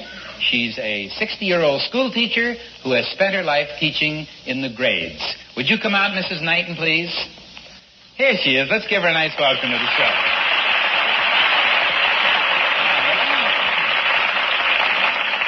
It's Lillian, isn't it? Lily. Lily? Lily Knighton? That's right. And you've been school teacher for about 40 years? No, not quite 40 because I took time out to get married and have a couple of children. Yes, well, you're allowed recess, even teacher every now and then. And you are now teaching where? Piru. And you teach what grade there? Fourth. Fourth grade. Now, have you ever been outside of the United States? No, I haven't. Wouldn't it be fun to go? Oh! Can you get away? Lovely. Yes, I can. I heard what you said just now. What about? Huh? Paris? Yes. That's our target for tonight. Now, here's the way we play the game. Lily, come on over here. You're going to look at that screen over there, and you're going to see this one right over there. It's blank now, you see. Now, you're going to see an interview with a strange-looking man, which I filmed at the Brussels World's Fair. I'm going to interview him, so it'll give you a chance to judge what kind of a person he is. Then, right at a crucial moment, we'll stop the film. I will tell you the question I'm going to ask him. You'll tell me whether you think he can answer it or not. And then we'll run the rest of the film and see what happens. Okay. There's going to be 5 people, and to go to Paris, France, you must get 5 for 5. You cannot miss once. 5 for 5. All right. Out with the lights and on with the film. And let's look at this first guest. Well, here we are at the Brussels, Belgium World's Fair with a young policeman from the Congo.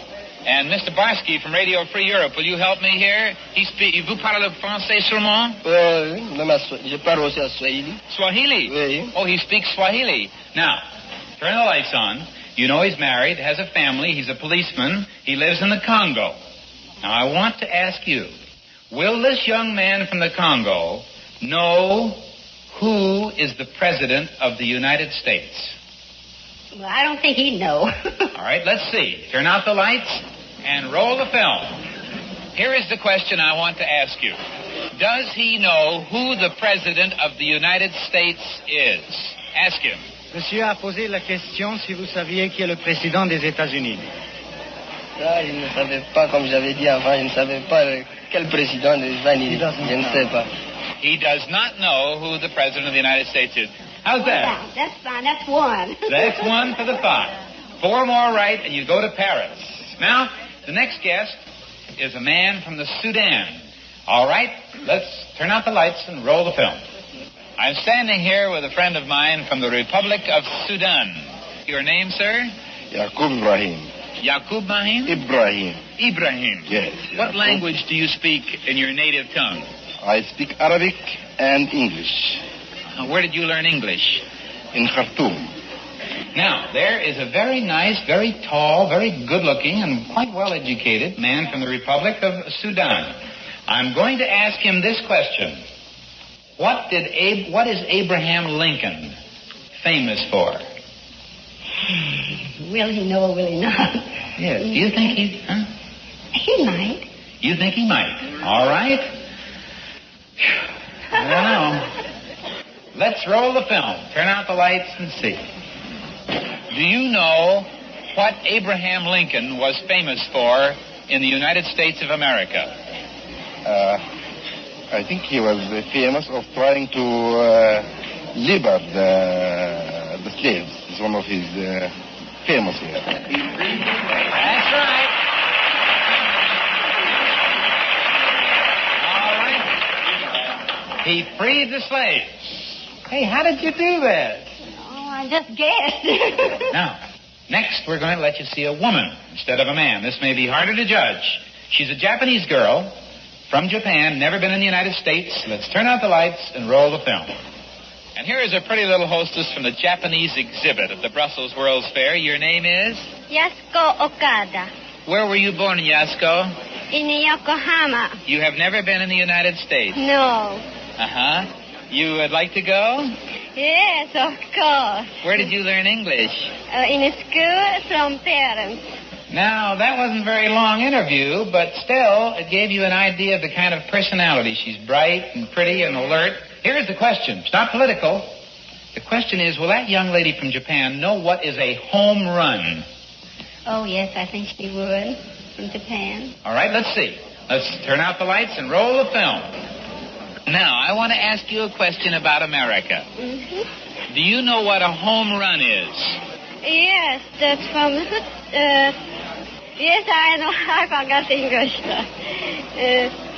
Baseball. Fine, thank you. There it is. Now lights on, please. Not till I tell you. Not till I tell you. That's fine.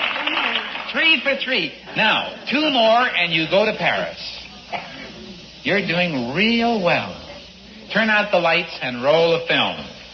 I have here with me a very petite and very pretty hostess for the World's Fair from Belgium. And your name is? Nicole Hogan. Nicole. How old are you, Nicole? I'm 20. And you go to school, Here's the question. This is the most interesting question. If you've ever traveled in Europe, Never. you know, if you ever did, you'd know how often, how frequently you have to go across state lines. And almost every hour you're going into a new country. So what do you think about a European? Would she know or would she not know whether you need a visa in the United States to go from New York to Texas? Huh? I think she knows. You think she knows? Mm-hmm. All right, let's roll the film, please. Now I'm going to ask you an important question of fact. Do you think you need a visa or a passport to go from New York to Texas? But I don't know that. You what? I don't know it. You don't know? Oh, Lily, lights, please. I'm sorry, but isn't that surprising? She didn't know.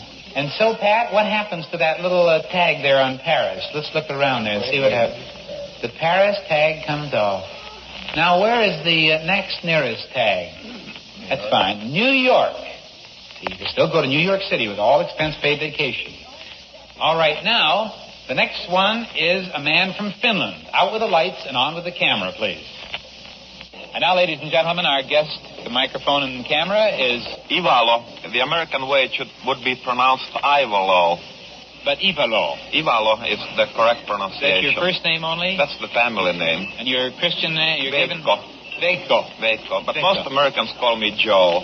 That's easier. All right, Joe. How many languages do you speak? At the moment, 7 only. At the moment. Do you plan to learn more? Sure, because I'm going to live in Brazil and I have to learn Portuguese for that. What are the 7 you speak now? They are Finnish, Swedish, German, English, French, Dutch, and Italian. Now, there's a man who looks pretty bright. Speaks 7 languages and is going to learn an 8th. Does he know the 2 political parties in the United States? Yes. Turn on the film, please, and turn off the lights. You say yes. This is the trip to New York. I'd like to ask you a question about the United States. Would you know who the 2 political parties are, the 2 major political parties in the United States? Well, as far as I know, they are the Republicans and the Democrats. Lights, please. Lights. Oh, my goodness. Lily, you missed only one, and that was a real mean one, wasn't it? Yes, it was. Well, I tell you what we're going to do. You are going to jump on an airplane. You're not going to Catalina, but you're going to get on a United Airlines, big DC-7 mainliner. You're going to fly all the way to New York. And there in New York, because you're such a nice gal, they're going to get the baggage all confused. And you're going to get on a world-famous Scandinavian Airlines Royal Viking Deluxe flight. The first in first-class luxury. You won't go to Paris, but we're going to send you to Amsterdam and to Brussels, where the World's Fair was held.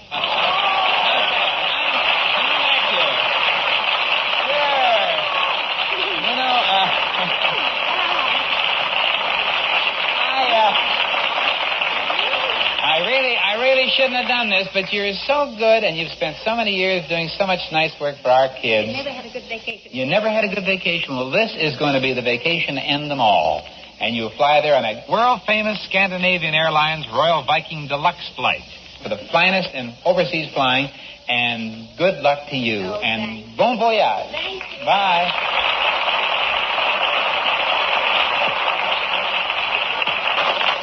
We'll be back in a minute. 60 seconds to prove to you, as always, that people are funny. Hi there, this is Arlene Francis with an invitation for each of you to join me on Sunday afternoons for our entertaining and interesting Family Living 60 get-togethers over these NBC stations. Each week, the great stars of Hollywood and television like Jane Russell, Bob Hope, Gary Moore, they join other celebrities from all walks of life in an informal discussion of all aspects of family living. They give you their off-the-cuff opinions on topics which directly relate to you, your friends and relatives. I, of course, happily moderate our Peabody Award-winning program. And, oh, yes, there is a contest in which all of our listeners can win $100 savings bonds on each show for a winning combination of both stimulation and relaxation. Don't miss our weekly informal broadcasting sessions. I've promised that you and every member of your family will enjoy it. Consult your local paper for time, and I'll look forward to being with you. Thank you. At the start of the show, we gave pretty little 5-year-old Tammy Merrihue a $10,000 bill in play money.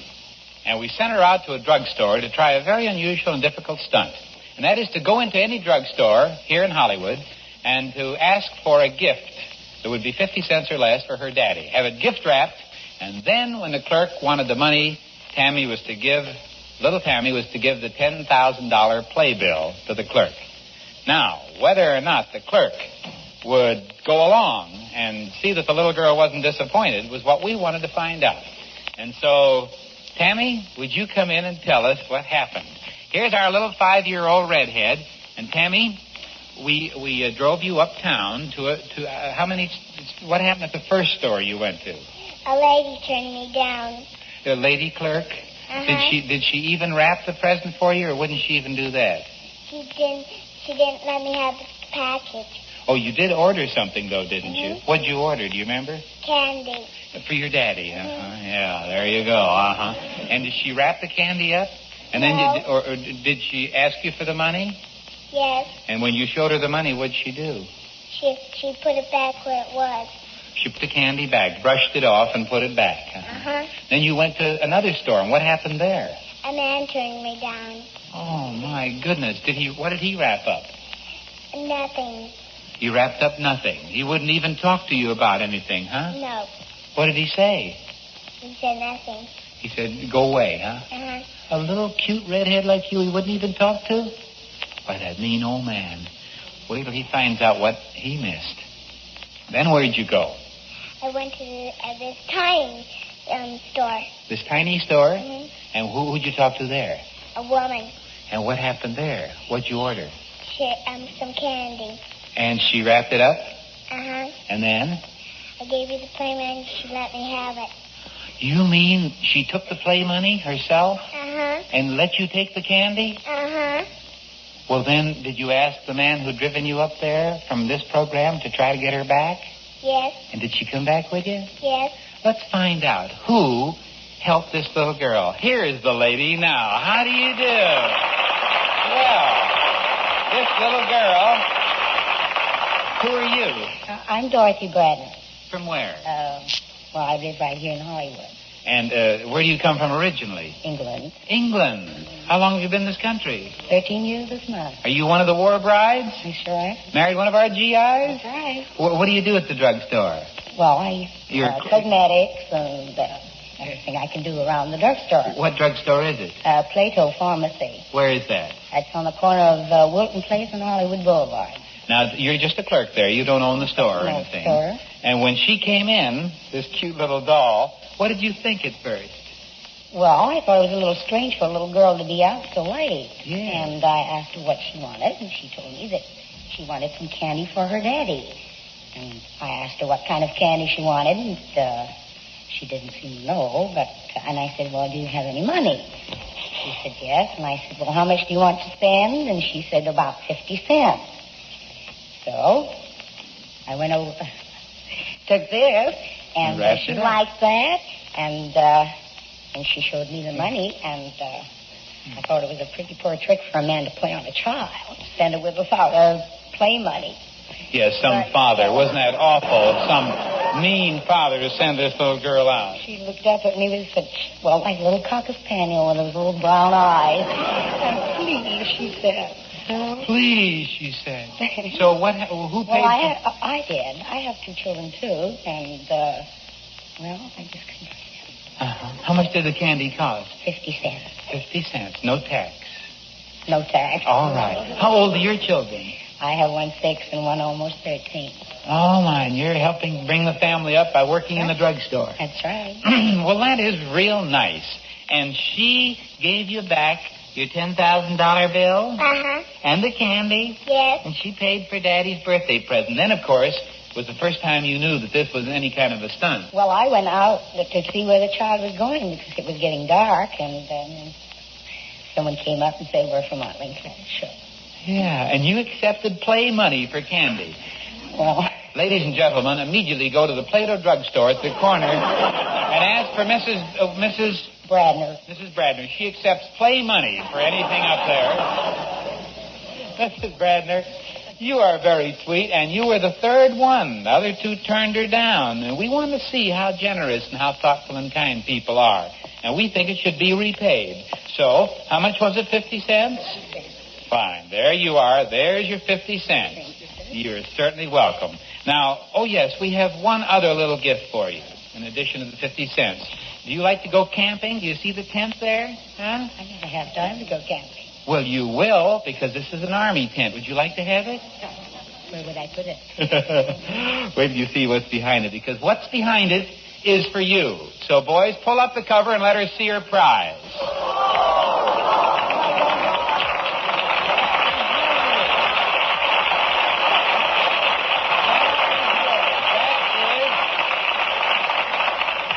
That is the new Rambler American. And as you can see from its lines, it gives you the smart appearance of European sport cars with the luxury and room of American cars. That's the new Rambler American, the top economy car of all American-built cars. Can you see yourself behind the wheel of that Rambler going down the freeway? Well, I have to learn to drive first. It's not necessary to know how to drive to be on the freeway. No, there are thousands out there who have no knowledge whatsoever of driving. But you don't know how to drive? Well, you don't have a car? My husband has Sort of one. Quite beat up now. An old beat-up car. Well, isn't this going to be a beautiful addition to the family? Beautiful. You know what it cost you? 50 cents, which I just repaid you. Can I have the 50 cents back, please? Well, thank you very much, Mrs. Bradner. You have proved that people are very sweet. Now, Tammy, you have, after a very difficult evening, this was the third one you went to. You might have missed. And then you wouldn't have gotten the $6,000 in real money. Now, I want to ask you a very serious question. I'm going to check with your daddy, too. Now, do you want the $6,000 right now that's coming to you? $6,000? Or would you come back and try an even harder stunt next week for $10,000? I'd like to come back and try for 10,000. Now, wait a minute. Maybe you don't know how much money that is, and maybe your mommy and daddy would want you to take the 6, because this is a real legitimate game, and you might lose, you might lose some. So, where is Mr. Merrihue? Is he here? Mr. Merrihue, what do you say about this? Come back next week for the 10,000? She might not win it. You have confidence. Well, it's a difficult stunt, but next week, he says that every week. You're gonna, I hope you justify his faith next week, because you have a chance for $10,000 next week on People Are Funny. Give me a good night kiss. Good night, Tammy. Good night.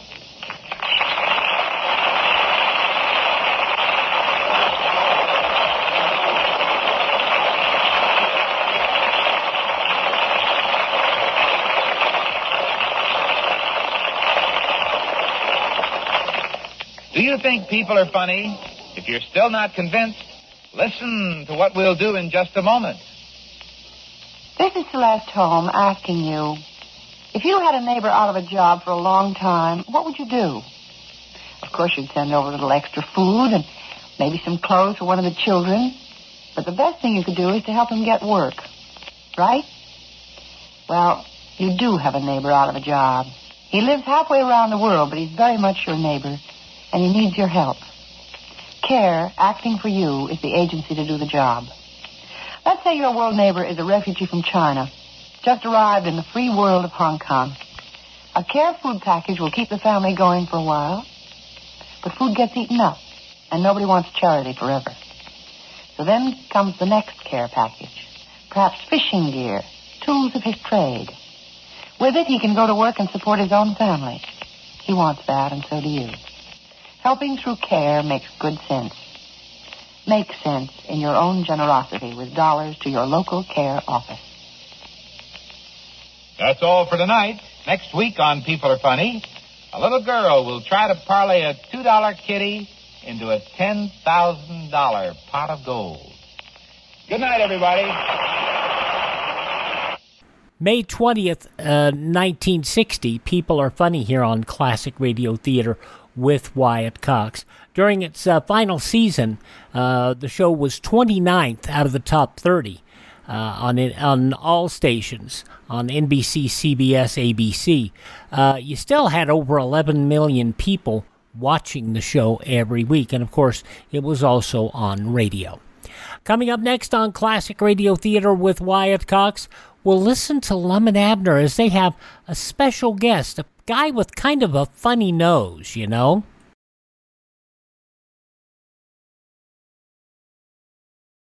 It's a strange quirk of human nature, but most of us never think, except in the most abstract way, of an accident ever happening to us.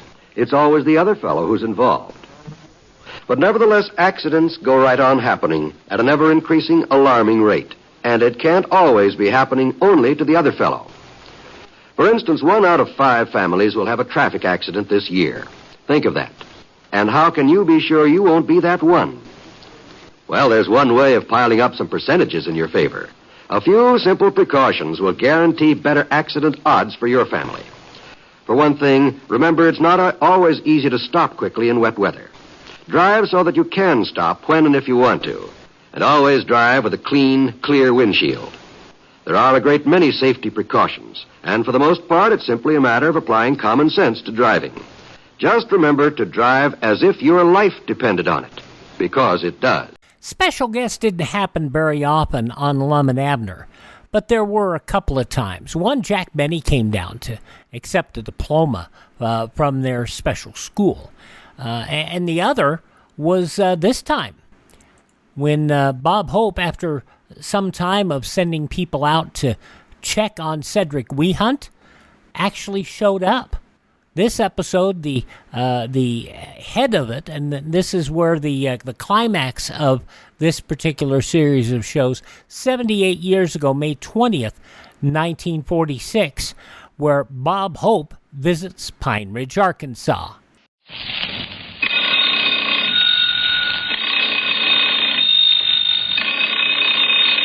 That's our ring. Time for Lum and Abner, brought to you by the makers of Miles Nervine and Alka-Seltzer.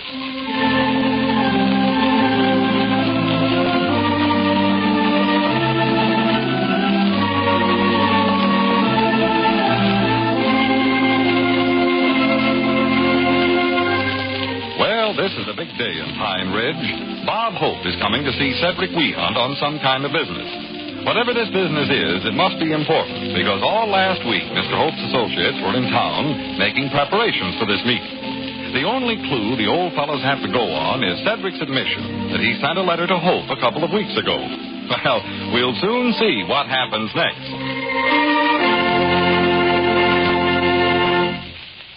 Friends, did you ever feel as though you'd give almost anything if only you'd never again have one of those sleepless nights that come along now and then? Well, I'll bet you did. And that's why I want to tell you about Miles Nervine. You see, those occasional sleepless nights that usually result in irritable, cranky days are often caused by nervous tension.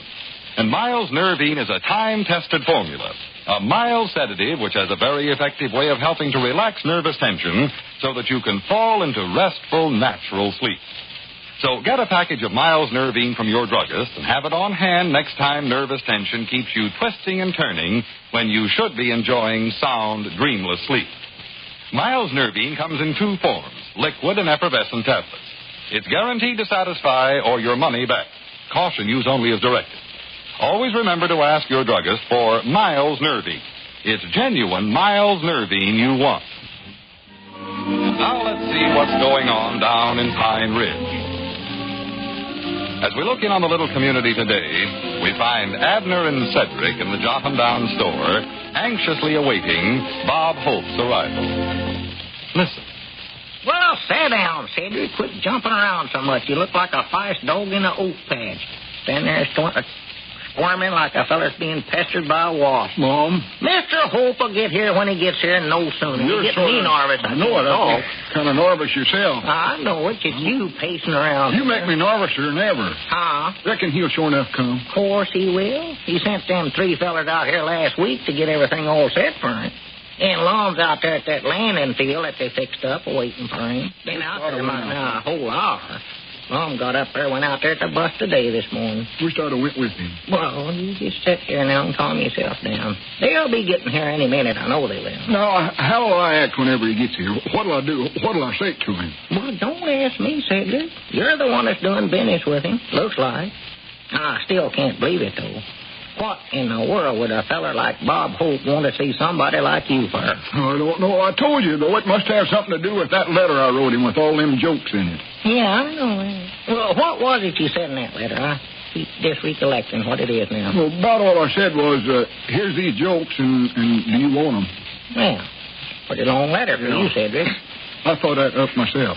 Well, so you know, as long as I've knowed you, I never knowed you was a comical fella. Well, I never neither, but I reckon I am. I never have heard you get off no jokes around the store here that you knowed was funny. No, Mama, I'm better at writing them down, I think. Well, now, here's something else I can't understand. If Mr. Hope wanted to see you, why did he keep sending all them fellers to the Jot 'em Down store? Why didn't he send them over to your place? Well, I don't know unless it's on account I wrote the letter on some paper I got over here. You know that paper that's got Jot 'em Down store printed at the top of it? I still don't. You mean you used our writing paper? Yes, Mom. Oh, well, no wonder that newspaper feller that was here the other day thought Lum was you then. We never would have known the difference if he hadn't called Lum Mr. Weehunt. Well, that's peculiar. That's my name, too. Cedric Weehunt. Yeah, I know what your name is, Cedric. That's it, all right. Weehunt. Cedric, just exactly how do you go about writing them jokes? Do you sit and study first, or what do you do? Well, the way I do it is just get me a big piece of paper and a sharp pencil, and then I sit down. Wait a minute, Cedric. Dog is there. They come. Gracious alive. Sakes. That must be him there next to Lum. Dog as he sure is in a hurry. Old Lum can't hardly keep up. Got old Lum the dog trough there. What do I say, Mr. Abner? Well, now, just take it easy. Cedric, let go of my hand. I've got to hold on to somebody. Everything's going to be all right. Try to act intelligent. Mind out. Well, here it is, Mr. Hope. Come right on in. Make yourself comfort. This here's my partner, Junior. Oh, I'm glad to know you, Junior. How do you do, sir? And this here is... Oh, don't tell me this must be my boy. I can spot a gag man a mile off. Look at that forehead. Put it there, pal. Stand up, Cedric. Shake hands with Mr. Hope. Oh, and listen to that conversation. I knew it. What a find. What a discovery. Weehunt. Even that name is great. You made that up, didn't you, boy? Mom, isn't this wonderful? Such originality. Every line's a gem. Let's get your John Henry down on the contract before anything happens. Contract? Yes, sir. I don't want to take any chances on losing this baby. Well, just a minute, Mr. Hope. See, I'm Cedric's manager, sort of, and I think I may... When did you get to be Cedric? Shut up, Abner. What I was saying, Mr. Hope, was that I sort of handle things for Cedric, and I'd like to know just what you want him for. Well, what do I want him for? Are you kidding? Don't you know what kind of a head that boy's got on his shoulders? Well, sure, but you oughtn't to hold that against him. No, he can't help it. That's his haircut order, too. Well, look, this kid is only the greatest gag man in the world, so naturally I want to hire him for a writer. A writer? A writer? A writer? There must be an echo in here. Oh, you surely must be mistaken, Mr. Hope. You don't want Cedric for no writer. Now, listen, if you're trying to save him and peddle him to Cantor or somebody, just forget it. I found him first, and he's all mine. Yeah, but first, him writing something, he can't even write his own names out long his tongue out. Oh, I don't care how he does it, just so he gets those bops down on paper.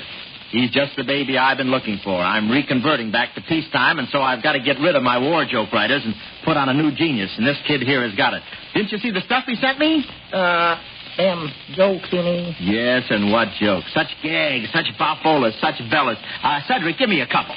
Mom. Hit me with a couple of those Class A atomic specials, will you? This kid's got a million. Come on, Ced. Oh. Listen to those tumblers flicking in that head. Can you hear that? Yeah. Have you got it? Oh, can I ask you a question, Mr. Hope? Oh, sure. Go ahead. Well, what am I supposed to be doing? Supposed to be doing? He wants you to tell him some jokes, Cedric. Oh, well, why didn't you say so? Stand up, quit looking at you. I got a whole pocket full of them. Here, Mr. Hope, all wrote down. Oh, well, that's better. You had me worried for a minute there. Yes, Mom. Now, let me see what little beauties you've got here. Oh, this is wonderful. This is Bob, Pepsin, and Hope telling you folks I'm living by the skin of your teeth. Well, that is wonderful. That's very, very nice. Put that down there, too? Isn't that nice? Get a load of this. Spring is wonderful in California. The birds, the bees, the sunshine, the breeze rustling through the slacks on Hollywood Boulevard. rustling through the slacks. Do you get it? This kid is Mellaroonie. Yes, sir. He's honest, though. Yeah. Yes, this spring weather has been so nice. I've been playing a lot of golf lately. I don't know if I play a good game or not, but every time I get on the green, the holes start to yawn. Oh, this kid's solid. The holes start to yawn. Isn't that wonderful? And what does that mean, Cedric? Oh, I don't know. Look, I don't expect him to be able to explain them. All I want him to do is write them. Let me go on with this. I was playing with the dentist the other day, and every time he got on the green to putt, he'd look at the hole and say, "Open a little wider, please." Oh, isn't that wonderful? It's all right there. I think I was a little off my game yesterday. I hit one ball into the wind, and I don't know if it was blowing hard or not, but I now have the only caddy on the course with 2 Adam's apples. Oh, brother! Well, what's the matter with you guys? Why don't you laugh? These are great. There. Oh, well. Oh, just listen to this. I hit another golf ball, and it landed in a farmer's backyard. And Wait, that's not the punchline. Just a minute, that's not it. Oh, excuse me. Oh. Now, let's see. It landed in a farmer's backyard, and one of the hens sat on it for a while, and then got up and said to her husband, "Egad, Herman, I got to stay away from those smudge pots. I've started to lay them hard boiled." Oh, that is a bad. It's a crusher. Oh, that is. You got that one, huh? Oh, sure. Yeah, that is a good. Talking chicken. Oh, yeah, that is comical. No, you don't get it. The idea is that this chicken, you see, that is the golf ball is, and there's a, what I mean is there's a smudge pot in well, now, about this contract. I saw a parrot that could talk, but I never have saw a chicken. Yeah, I know. Well, let's get this contract signed, huh? Well, I've got to get back to Hollywood. Cedric, old pal, there's where you write your name, right on that line. Put my name down here, you mean? Charlie Redfield claims that he knows a talking donkey, but I still don't think so. I know. I'll leave that joke out. All right. Go ahead, Cedric. What are you waiting for? Well, just a minute. Maybe I ought to look it over for him first. Well, it's just a simple contract, 12 years. 12 years? Yes, with options every second and fourth Thursday of every first and third week and every alternating month except leap years and every other odd year, in which cases the options will be reversed and fall on first and third Thursday of every second and fourth week and none alternating months except Arbor Day. Oh, well, that's all right. No, the detail. That's $200 a week. Well, yeah, I suppose $200? Well, he's only a beginner. Beginner? Yeah, well, all right. He may have had some experience, but he hasn't worked on any big shows yet, has he? Well, no, but... All right, I haven't got time to quibble. I'll make it $250, and I'll pay your expenses out to Hollywood. Here's $150. That ought to get you out there. Yes, well, much obliged. Yeah, but remember this. If I pay you that much cabbage, you got to deliver. You can't let me down. Are you sure you can give me jokes like this every week? Oh, yes, well, nothing to it. Oh, Cedric will try his best. I know it will. Give me a sharp pencil and plenty of paper. You're sure you wrote all of these yourself? Nobody helped you? Oh, no, Mom. Honest, I done it all myself. I'll cross my heart and hope to die. Well, don't go too far. Does it come easy, or is it pretty hard work for you? Well, only the hard part's trying to keep up. I have to write just as fast as I can. Isn't that marvelous? An inspired writer. Well. Isn't that one? They come to you pretty fast, huh? Oh, yes, well, sometimes they come so fast I miss getting some of the best ones down. Oh, brother, I've hit the jackpot. Maybe I'd better boost that up to 300. Of course, I can write faster now than when I started. See, I'm 6 years older now. Oh, you've been at it that long? Yes, Mom. Yeah, he's in the third reader now. All them jokes I sent you, I wrote down 6 years ago when I first heard them. Oh, yeah. Well, that's... What's that? When you first heard them? Well, just a minute now. Who did you hear them from? That's the guy I want. I don't need a secretary. Come on, tell me, where did you hear these? Who was the guy that said them? Well, I heard them on the radio. The radio? And you're the guy that said them. Holy Toledo. Yeah. How soon do you want me to come out to Hollywood, Mr. Holt? Get me a cab. To Hollywood? You? Yes, Mom. You give me that $150 expenses, you know. Well, Cedric, old boy, you can keep that $150 if you promise me this. Just this. Don't ever use it to come to Hollywood. Stay just as far away from it as you can, will you, please? Yes. Thank you very much. A cab, please. See you later. Hey, wait a minute, Cedric. Where are you going? I'm going home to start typing down jokes from Jack Benny and Fred Allen. It's the best one business I've ever been in. Get me a...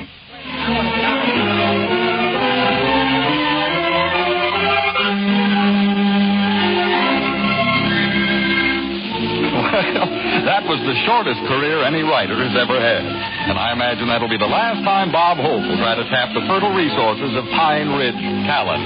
So be sure to join us again on our next visit down in Pine Ridge. Oh, my goodness. There you go. 78 years ago, May 20th, 1946, Bob Hope, Pine Ridge, Arkansas, with Lum and Abner and Cedric Wehunt. Coming up next, we'll travel up and see what's going on with Peg Lynch and Alan Bunce, the couple next door. Hello, everyone. This is Robert Merrill. In the American Cancer Society's vast effort to control cancer, there is one aspect that interests me particularly. This is the fellowship program for outstanding young doctors. Here are men who have devoted years to preparing themselves for their profession, college, medical school, interning, and perhaps more time as resident physicians. Many promising careers are open to them at this point, careers which will support their families comfortably. Yet, they accept American Cancer Society fellowships at $50 a week. Now, these dedicated young scientists are working for us. We owe it to ourselves to help them in this tremendous fight against man's cruelest enemy. We can and we must help this fellowship program as well as the other valuable endeavors of the American Cancer Society. Give generously.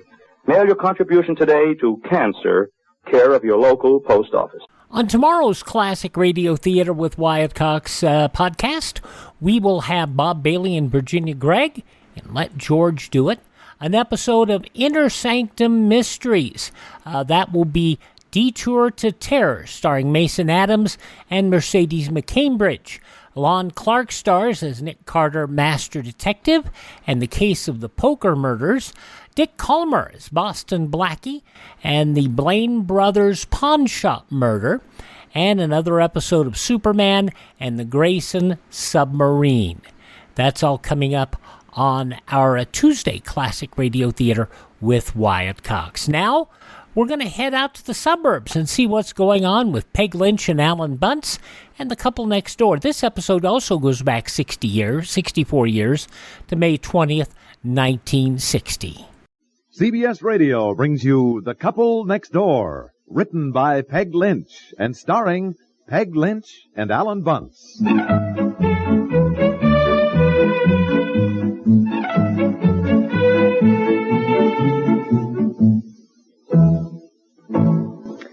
Don't you think you ought to come in the house, dear? It's almost dark. You can't see to work in the garden anymore tonight, you know. I know. I was just gathering up some of the tools to put them away. Oh, boy, my back. Oh, is it bothering you again? No. Just not used to this, that's all. Good for me. Hey, why don't we ask somebody over tonight? Maybe Ann and Jack, play a little bridge?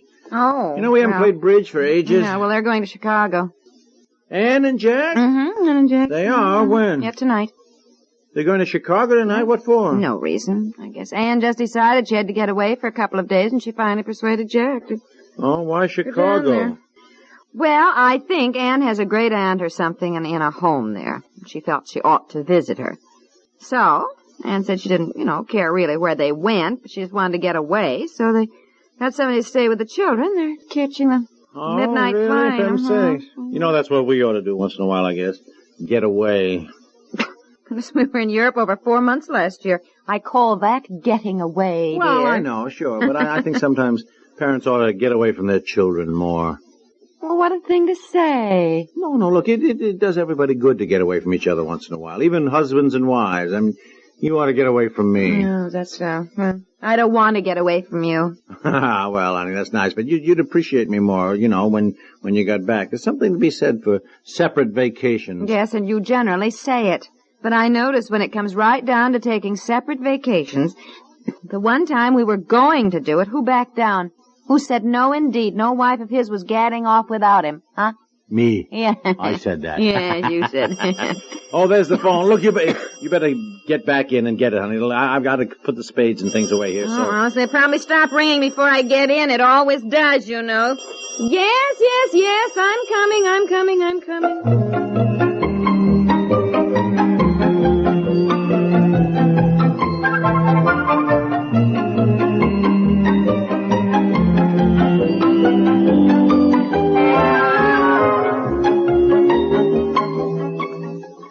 Oh, who's on the phone? Oh, I don't know. Out of breath, I raced back in the house, and just as I got here, it gave one last pling and stopped ringing. Oh? It makes me so mad it does that. Sure. Did you get the garden tools put away? Yeah, sure. Oh, there it is. Hello? Hi, Ann. Well, I was standing right by the phone. Ann. Did you call before? Oh, it was Ann. Thought you said she and Jack had gone to Chicago. Yes. Well, yeah, I thought you and Jack were leaving tonight for Chicago. What? Oh, no. What? Oh, really? Oh, isn't that typical of a man to put business before pleasure? Yeah. Uh-huh. Huh? Oh, no. No, I couldn't. Oh, Anne, I just couldn't. Well, a million reasons to begin with. No. Where's the evening paper? Well, Anne, I couldn't. To begin with, what about my children? Well, I know, but I couldn't leave him alone all weekend with the children. I just couldn't. No, I really couldn't. You talking about me? No, I really couldn't. Well, he'd go crazy trying to cope with 2 children for 2 days, and I just didn't have the heart to do it. You talking about me? Honey. Oh, Anne, no, listen. I really can't. Yeah, I know, but just... Yes, I'm talking about you now. Yes, Anne. Now, listen, I'm being practical to begin with. I'm not ready. What does she want you to do? No, I haven't any... I know, but I... What does she want you to do? Hold on, Anne. Jack can't go after all. Some business. He has to stay home. And Anne wants me to fly to Chicago tonight. In 3 hours for the weekend. Well, honey, why don't you? Look, it would do you good, for Pete's sake. We were just saying a while ago it did everybody good to get away once in a while. Now, why don't you do it? I'm not ready. Look at my hair. I'm not packed. I don't even know what to take. And leave you with the children for 2 days? So what? Is that so terrible? After all, I am their father. Well, I didn't mean that, dear, but it's a lot of work. I mean, cooking and dishes. I mean, you're not used to it at all. Give me the phone. No, I will. No, now listen, I'm not going. Hello. Now, wait a minute. Hello, Anne. Anne, she will go. No, I'm not going. Yes. No, I'm not. I say so. It'll do her good. Now wait. Yes. Wait. Now, let's talk it over and see if there is no time to talk it over. Now, go on. Get upstairs and start packing. Go on. I am telling you. Really? And now, exactly what time does the plane leave?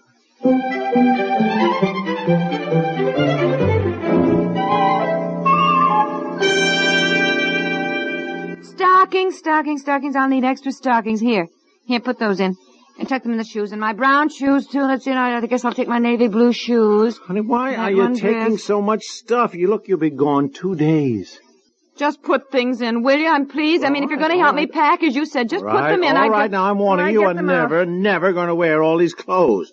Just once. Can't you go someplace without taking every single darn thing you own? I'm not taking every single darn thing I own at all. I'm just taking the things I'm going to... Oh, look at my hair. Oh, your hair looks fine. As far as I can figure out, the only things you aren't taking are your kitchen aprons. I thought you were going to help me pack now instead of standing there criticizing. Just put things in the suitcase now. Let me tell you something. Anne is wearing a suit and taking one dress. Well, one dress.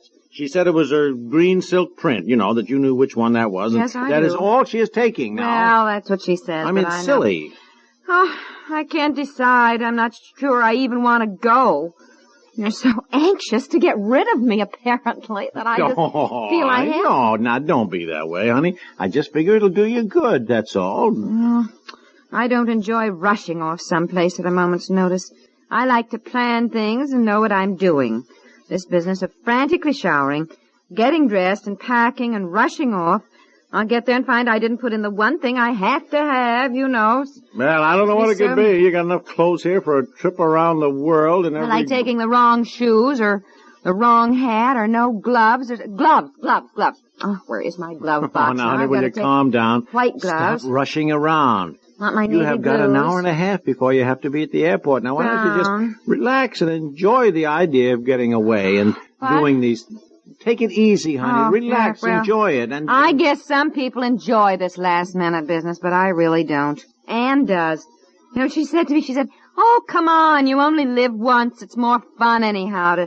She said to do things on the spur of the moment. Well... I guess I'm more practical. I really am. Yeah, I know. I like to plan, know what I'm doing. You're certainly doing it. All right, now let's see. I said to her, where will you girls be staying? And she said, oh, I don't know. I hadn't thought. Anne says, Jack and I never worry about things like that, so we hadn't made reservations. She said what? She hadn't made reservations. You mean Anne and I are going to arrive in Chicago late at night and we won't know where we're going to stay? Well, don't worry. I said, why don't you girls stay at the Castleton Arms Hotel? Where I always stay when I'm in Chicago? She said, all right, fine. She didn't care. Oh, you're all right with her. Here, put in my cosmetic case. Well, I guess I'll need a robe of some kind. My thin summer one. I guess I'll take that. That's easy to fit. Castleton Arms? Is that nice? Oh, yeah. Very nice, very nice. The one where I've got a few shares of stock, that I own there. Where... You taking these shoes, too? Yes, put them in. What do you mean? You have some shares of stock in a hotel in Chicago? Now, darling, honestly, you knew that. You knew that perfectly well. Also have some in an office building there. Actually, it doesn't amount to much. Somebody talked me into them when I had my first job. You know, I'd saved a little money, and I guess I like the idea of owning some stock. Made me feel like a big financier. Yeah, I guess you did tell me. Many people start talking about stocks and bonds. I'm lost. You know me and my arithmetic. Here, tuck another pair of stockings in that shoe, will you? Darling, stocks and bonds are a little more than just arithmetic. Anyhow, that's why I always stay there at the Castleton Arms. Feel I have a little personal interest. Well, I should think so. Yeah, just to make sure those dividends keep rolling in, you know, and put a little money in our pocket. Oh, my goodness, I knew you always stayed there, but it never occurred to me why you did. Oh, well. Which shows how dumb I am. Yeah. Here, put in this plastic raincoat. You never know. Yeah. Might rain. Now, look, I'll either wire or phone Chicago to make reservations Oh, for will you? So, I'll do it. Fine. So don't worry about Well, now, what if they're full up? What if we can't get in? Can't get in, to a hotel that I practically own? Now, stop worrying. I regret to say, I'm sure there are plenty of rooms available. Anyhow, I've stayed there. So they know you. Mm-hmm. Well, yeah, they should. Well, I should say so. You probably get very good service, don't you? Well, as a matter of fact, the service is good, yeah, very good. Look, do you expect to get that suitcase closed for pizza? Would you look at it? I am taking a lot, aren't I, for 2 days? Honey, will you do me a favor? No, seriously. Now, just once. Go on a trip with one small suitcase. But it means unpacking all this and packing another. All right, travel light for once. Now look, you got your suit on. Now, get your hat, your purse, your shoes, and gloves that go with it. Then, in your small overnight bag, just take your cosmetics, your nightie and slippers, and that thin blue silk dress that doesn't wrinkle. And look, one extra pair of shoes, just one, honey. Then, take these right here. Yeah. All right, go with my blue dress. With your blue dress, yeah. But I haven't time to redo all that. I've got to make out a list of things for you about the meals and the children and all that Go sort of make thing. your list. I will pack the overnight bag. I can do it. Will you trust me? Will you just trust me? I am fairly intelligent, competent, regardless of what you do. I haven't much choice. Are you sure I should go? Make out your list. The children and I will get along just fine. All right, I'll keep track of the time now so we can call a taxi.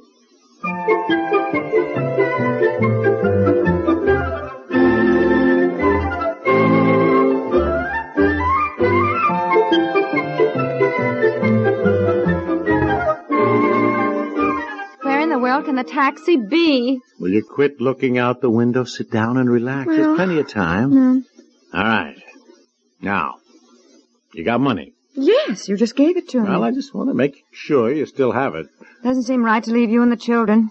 Now, here's a list of things to cook for Bobby that he especially likes, dear. Don't All right, lose honey, it. Will you stop worrying? We'll hang out just fine. In fact, I think it's going to be kind of fun. Yeah, you do. Yeah.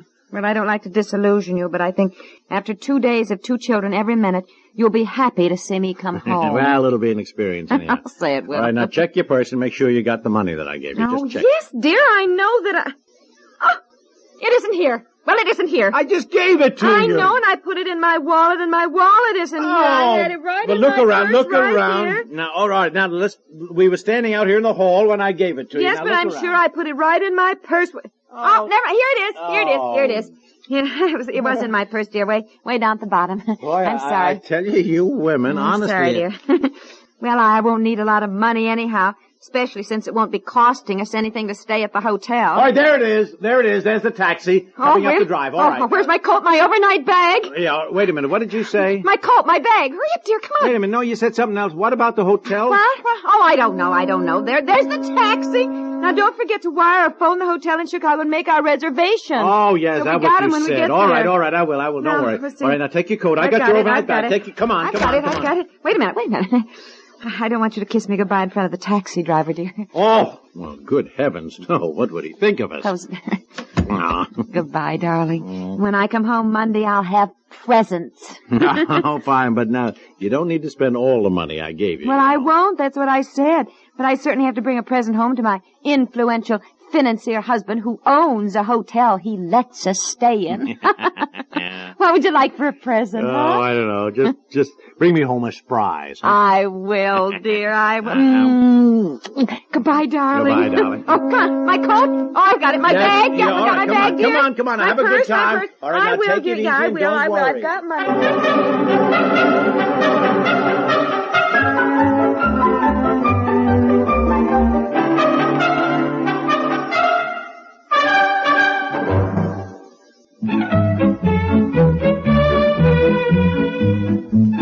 Couple Next Door stars Peg Lynch and Alan Bunce.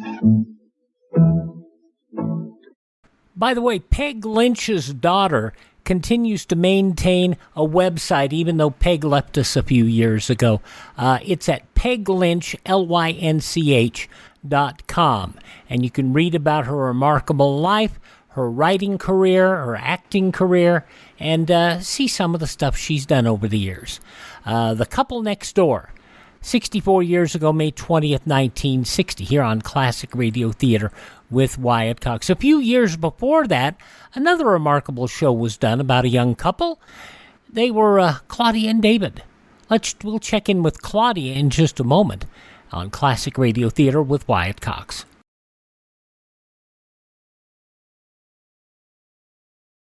There's an expression that goes, don't put off until tomorrow what you can do today. And that's a very good expression to keep in mind now that income tax time is coming along. This year, there are approximately 58 million Americans who will be required to file federal income tax returns with the Bureau of Internal Revenue. First of all, there may be some doubt in your mind as to whether you file an income tax return or not. Well, everyone, regardless of age, who had an income of $600 or more during the past year is required by law to file an income tax return before March the 15th. Here are a couple of other points that may help you. Be sure your return is complete and accurate, and be sure you sign it. If it's a joint return, be sure the taxpayer and his wife both sign their names. And most important of all, be sure to file your income tax return early. If you're entitled to a refund, you'll receive it a lot sooner. Remember, don't put off until tomorrow what you can do today, especially you taxpayers. There were actually two radio series of Claudia. One was in the early 40s, and there are no existing copies of that show. Fortunately, the Coca-Cola sponsored series, which we have copies of that we broadcast for you here, there are copies of it available. In fact, I think every single episode's available, thanks to the preservation of somebody at Coca-Cola. This episode, 76 years ago, May 20th, 1948. Your Coca-Cola bottler presents Claudia, based on the famous play and novels by Rose Franken. Brought to you transcribed Monday through Friday by your friendly neighbor who bottles Coca-Cola. Relax, and while you're listening, refresh yourself. Have a Coke. And now, Claudia. Da, da, da, da, da. It'll be right in. Lovely having music with one's dinner, isn't it, That's Claudia? musical music, too, David. Are you complaining? Complaining, Mama? Why, I should say not. A singing maid? Why not?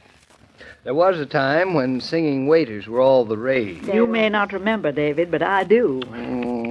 Mother, your long white beard is showing. Anyway, she may not have a beautiful voice, but otherwise, our Gertrude is a pearl. A pearl in the rough. That is a diamond. Or a chicken. Roughly speaking, I think the chicken Gertrude prepared was delicious. I'm stuffed. That was chicken. I wonder what Gertrude's concocted for dessert. Probably concocted something stupendous. If you two aren't eating food, you're talking about it. Dinner table conversation, Mama. Do you mind? Well, it's not all there is in life. Oh, but it's such fun. Would you rob us of such a simple pleasure? Hush up. You heard your mother, Claudia. Hush up. I didn't say anything. No more discussion about food. Check? Check. Thank goodness that's settled. Now, Mrs. Norton, you may tell me what you think our dessert will be. A souffle, maybe. Or a pie? Gertrude doesn't look like a souffle to me, does she to you? No, worse luck. She looks like a rhubarb pie. Oh, no, not again. Oh, rhubarb pie is very healthy, Mother. I don't eat to be healthy. A terrible mistake, Mother. It's enough I have to eat a raw carrot at every meal since Gertrude came. Are you complaining, Mother? Of course she is, David. She resents not being the boss around here anymore. Well, of course. Mama likes to know what's cooking in the kitchen, David. But since Monday, when Gertrude took over, she hasn't been allowed in. I smell apples.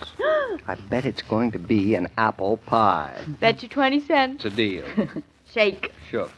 You're both wrong. It's apple dumplings. It is? Wonderful. You like apple dumplings? I love them. Oh, I do, too. I've never eaten them. I only hope you two aren't contagious. There ought to be one sensible person around here. There isn't. Oh, yes, Gertrude is sensible. Even her shoes are. I hate sensible shoes. They reflect personality. Hush up. Here she comes. Too bad you had to wait, but I'm not used to electric stoves yet. It's only baked apples. Hope they're baked through. I'm sure they are. Can't be too sure, but an apple a day it is, raw, baked, or mashed. They look delicious. Baked apples have such character. More milk for anyone? No, thanks. Demi-tasse of coffee, Mrs. Brown? No, thank you, Gertrude. Not tonight. Pardon me, Mrs. Norton, but I thought you ought to know I'm doing the closets tomorrow. The closets? I like to wash 'em out with ammonia every now and then. Oh, of course. Then I'll take everything out of the closets and start bright and early. Well, now, I'll get to my dishes. She certainly is efficient. She certainly is. Yes. Mama, how's your baked apple? It's baked enough. So's mine. She's a very good cook, too. Yes, excellent. We're all going to be so very healthy. So very. Eating all the right things. I hate all the right things. You just don't know how lucky you are to have Gertrude coming in to help out. She's so efficient. And that's bad. Everything's getting so done about the house. There's nothing for me and Mama to do. I don't know how you feel, but I'm delighted. Then why did you complain all afternoon that if you knit another stitch, you'll go mad? You're imagining things. Huh. Now, let's go to the living room, darling. Delighted. Oh, coming, Mama? I think I'll go up to my room. What for heaven's sake? Not for heaven's sakes, for a little sleep. I think I'll turn in early tonight. Sleepyhead. David, have you ever heard of such a thing? No, not for a long time. If you decide not to be snooty anymore, Mama, come on down. I will see you in the morning. Good night. Good night. You know, I've never known any woman I'd rather have had as a mother. You're the son she never had, David. Even a little of the husband she lost. That was a nice thing to say. You're a nice husband to love. Come on. Here's my lap. Here's me. Oh. Oh, now listen, I'm not that. I should say so. Well, now what are you going to do? Read the farm bulletin, I hope. Oh, how dull for me. David. Shh. This is important. What? I'm thirsty. Then get off of my lap and get yourself a glass of water. I'll get off your lap, but I can't get myself a glass of water. Oh, why not? Gertrude doesn't like anybody in the kitchen when she's working.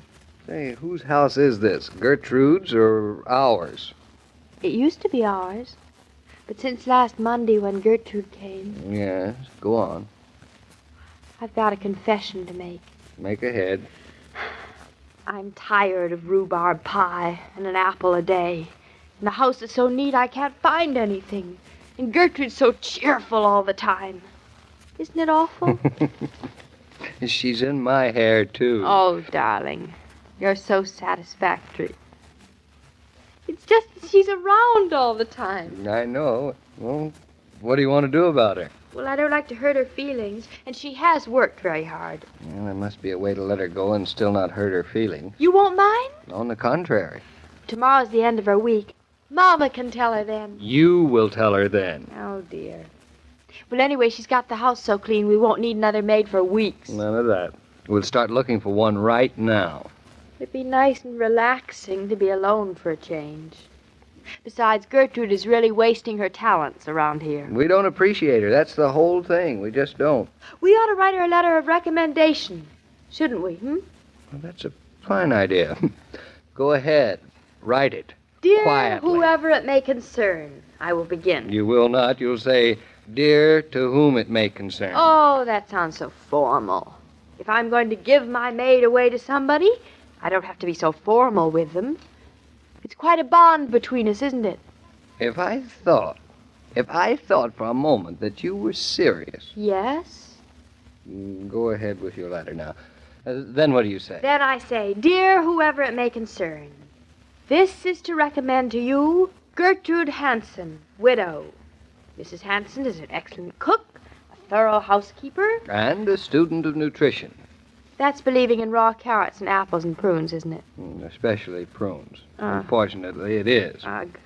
Mrs. Hanson is also efficient. Works with initiative and energy. Does laundry and ironing. And let's see. Is there anything else? Anything else? What else is there? Gertrude sounds like quite a person, doesn't she? She sounds terrific.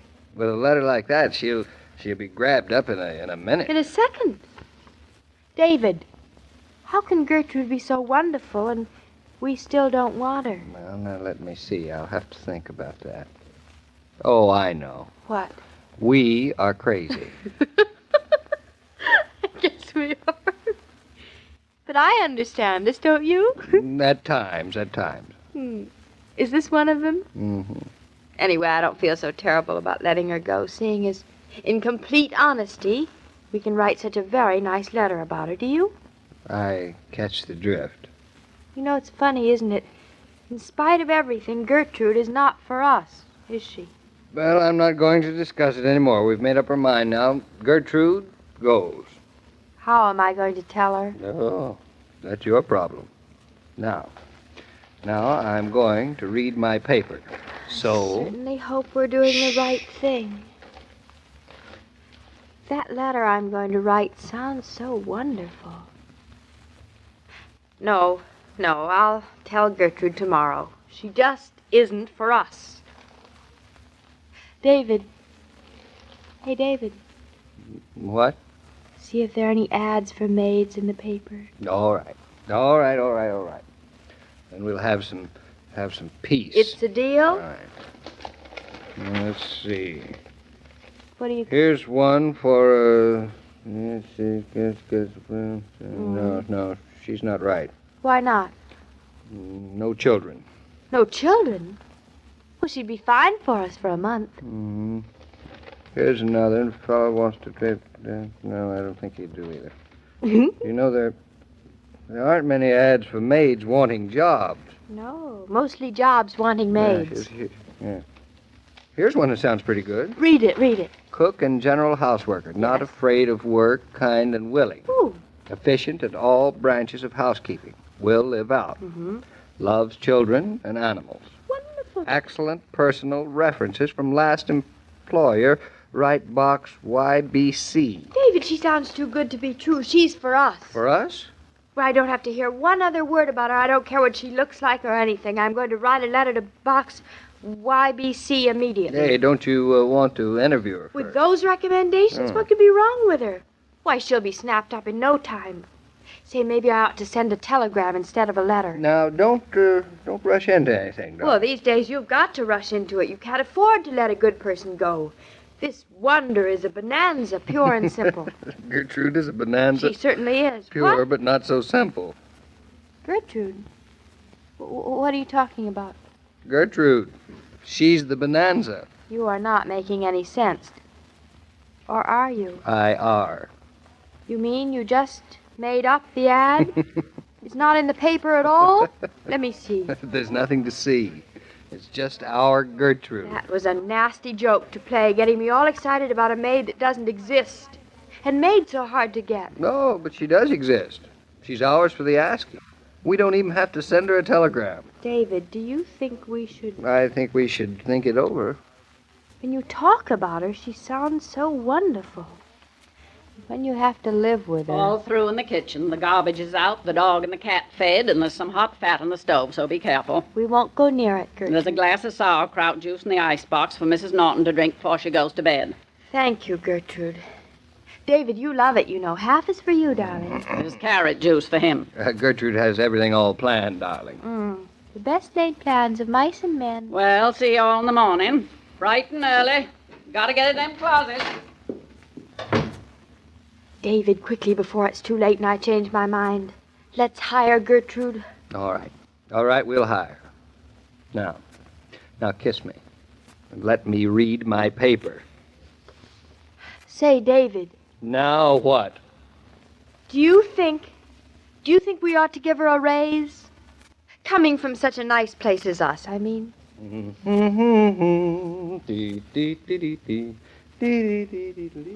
Are you on the entertainment committee for your club party? Are you planning any affairs at home? Better put Coca-Cola at the very top of the list when you start writing down what you need. Coke is such a universal favorite, and it costs so little. It's so no wonder so many people rely upon it as the very basis of hospitality. You've heard the phrase, where there's Coke, there's hospitality. And truly it seems to work out that way. Offer ice-cold Coca-Cola to your guests and see. So Gertrude stays. Not only stays, but with a raise. Well, in her own way, she deserves it.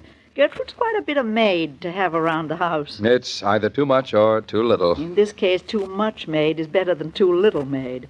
Gertrude is a real gem these days. And every gem has its flaw. Really? One we haven't discovered yet? You'll discover it tomorrow night when Mr. Killian and a thunderstorm both come for dinner. That's quite a combination. Well, indeed. Perhaps even too much of a combination for the good Gertrude. Well, I certainly want to find out what happened, so I'll be here tomorrow. Goodbye, Mr. King. Goodbye, Mrs. Brown. As I was about to say, every day, Monday through Friday, Claudia comes to you transcribed with the best wishes of your friendly neighbor who bottles Coca-Cola. So listen again tomorrow at the same time. And now this is Joe King saying au revoir. And remember, whoever you are, whatever you do, wherever you may be, when you think of refreshment, think of Coca-Cola. For Coca-Cola makes any pause the pause that refreshes. And ice-cold Coca-Cola is everywhere. These programs star Catherine Bard as Claudia and Paul Crabtree as David. And the entire production was supervised and directed by William Brown Maloney. And from 76 years ago, May 20th, 1948, Claudia, here on Classic Radio Theater with Wyatt Cox. Hope you enjoy these great old shows. Leave us a like if you would, wherever you can. Let people know that we're here. And by all means, visit our webpage, classicradio.stream. Tomorrow, Crime with Bob Bailey and Let George Do It. Inner Sanctum Mysteries, Mason Adams and Mercedes McCambridge star. Nick Carter, Master Detective, Lon Clark. Boston Blackie, starring the wife of Arlene Francis, whom you heard do a promo earlier. No, not Arlene Francis. Dorothy Kilgallen's husband, Dick Calmer. And also an episode of Superman. That's all coming up on our next time we get around here on Monday. Or no, on Tuesday. That's Tuesday, because this is Monday, isn't it? And I'm confused. But have yourself a great day. Classic Radio Theater returns tomorrow. I'm Wyatt Cox.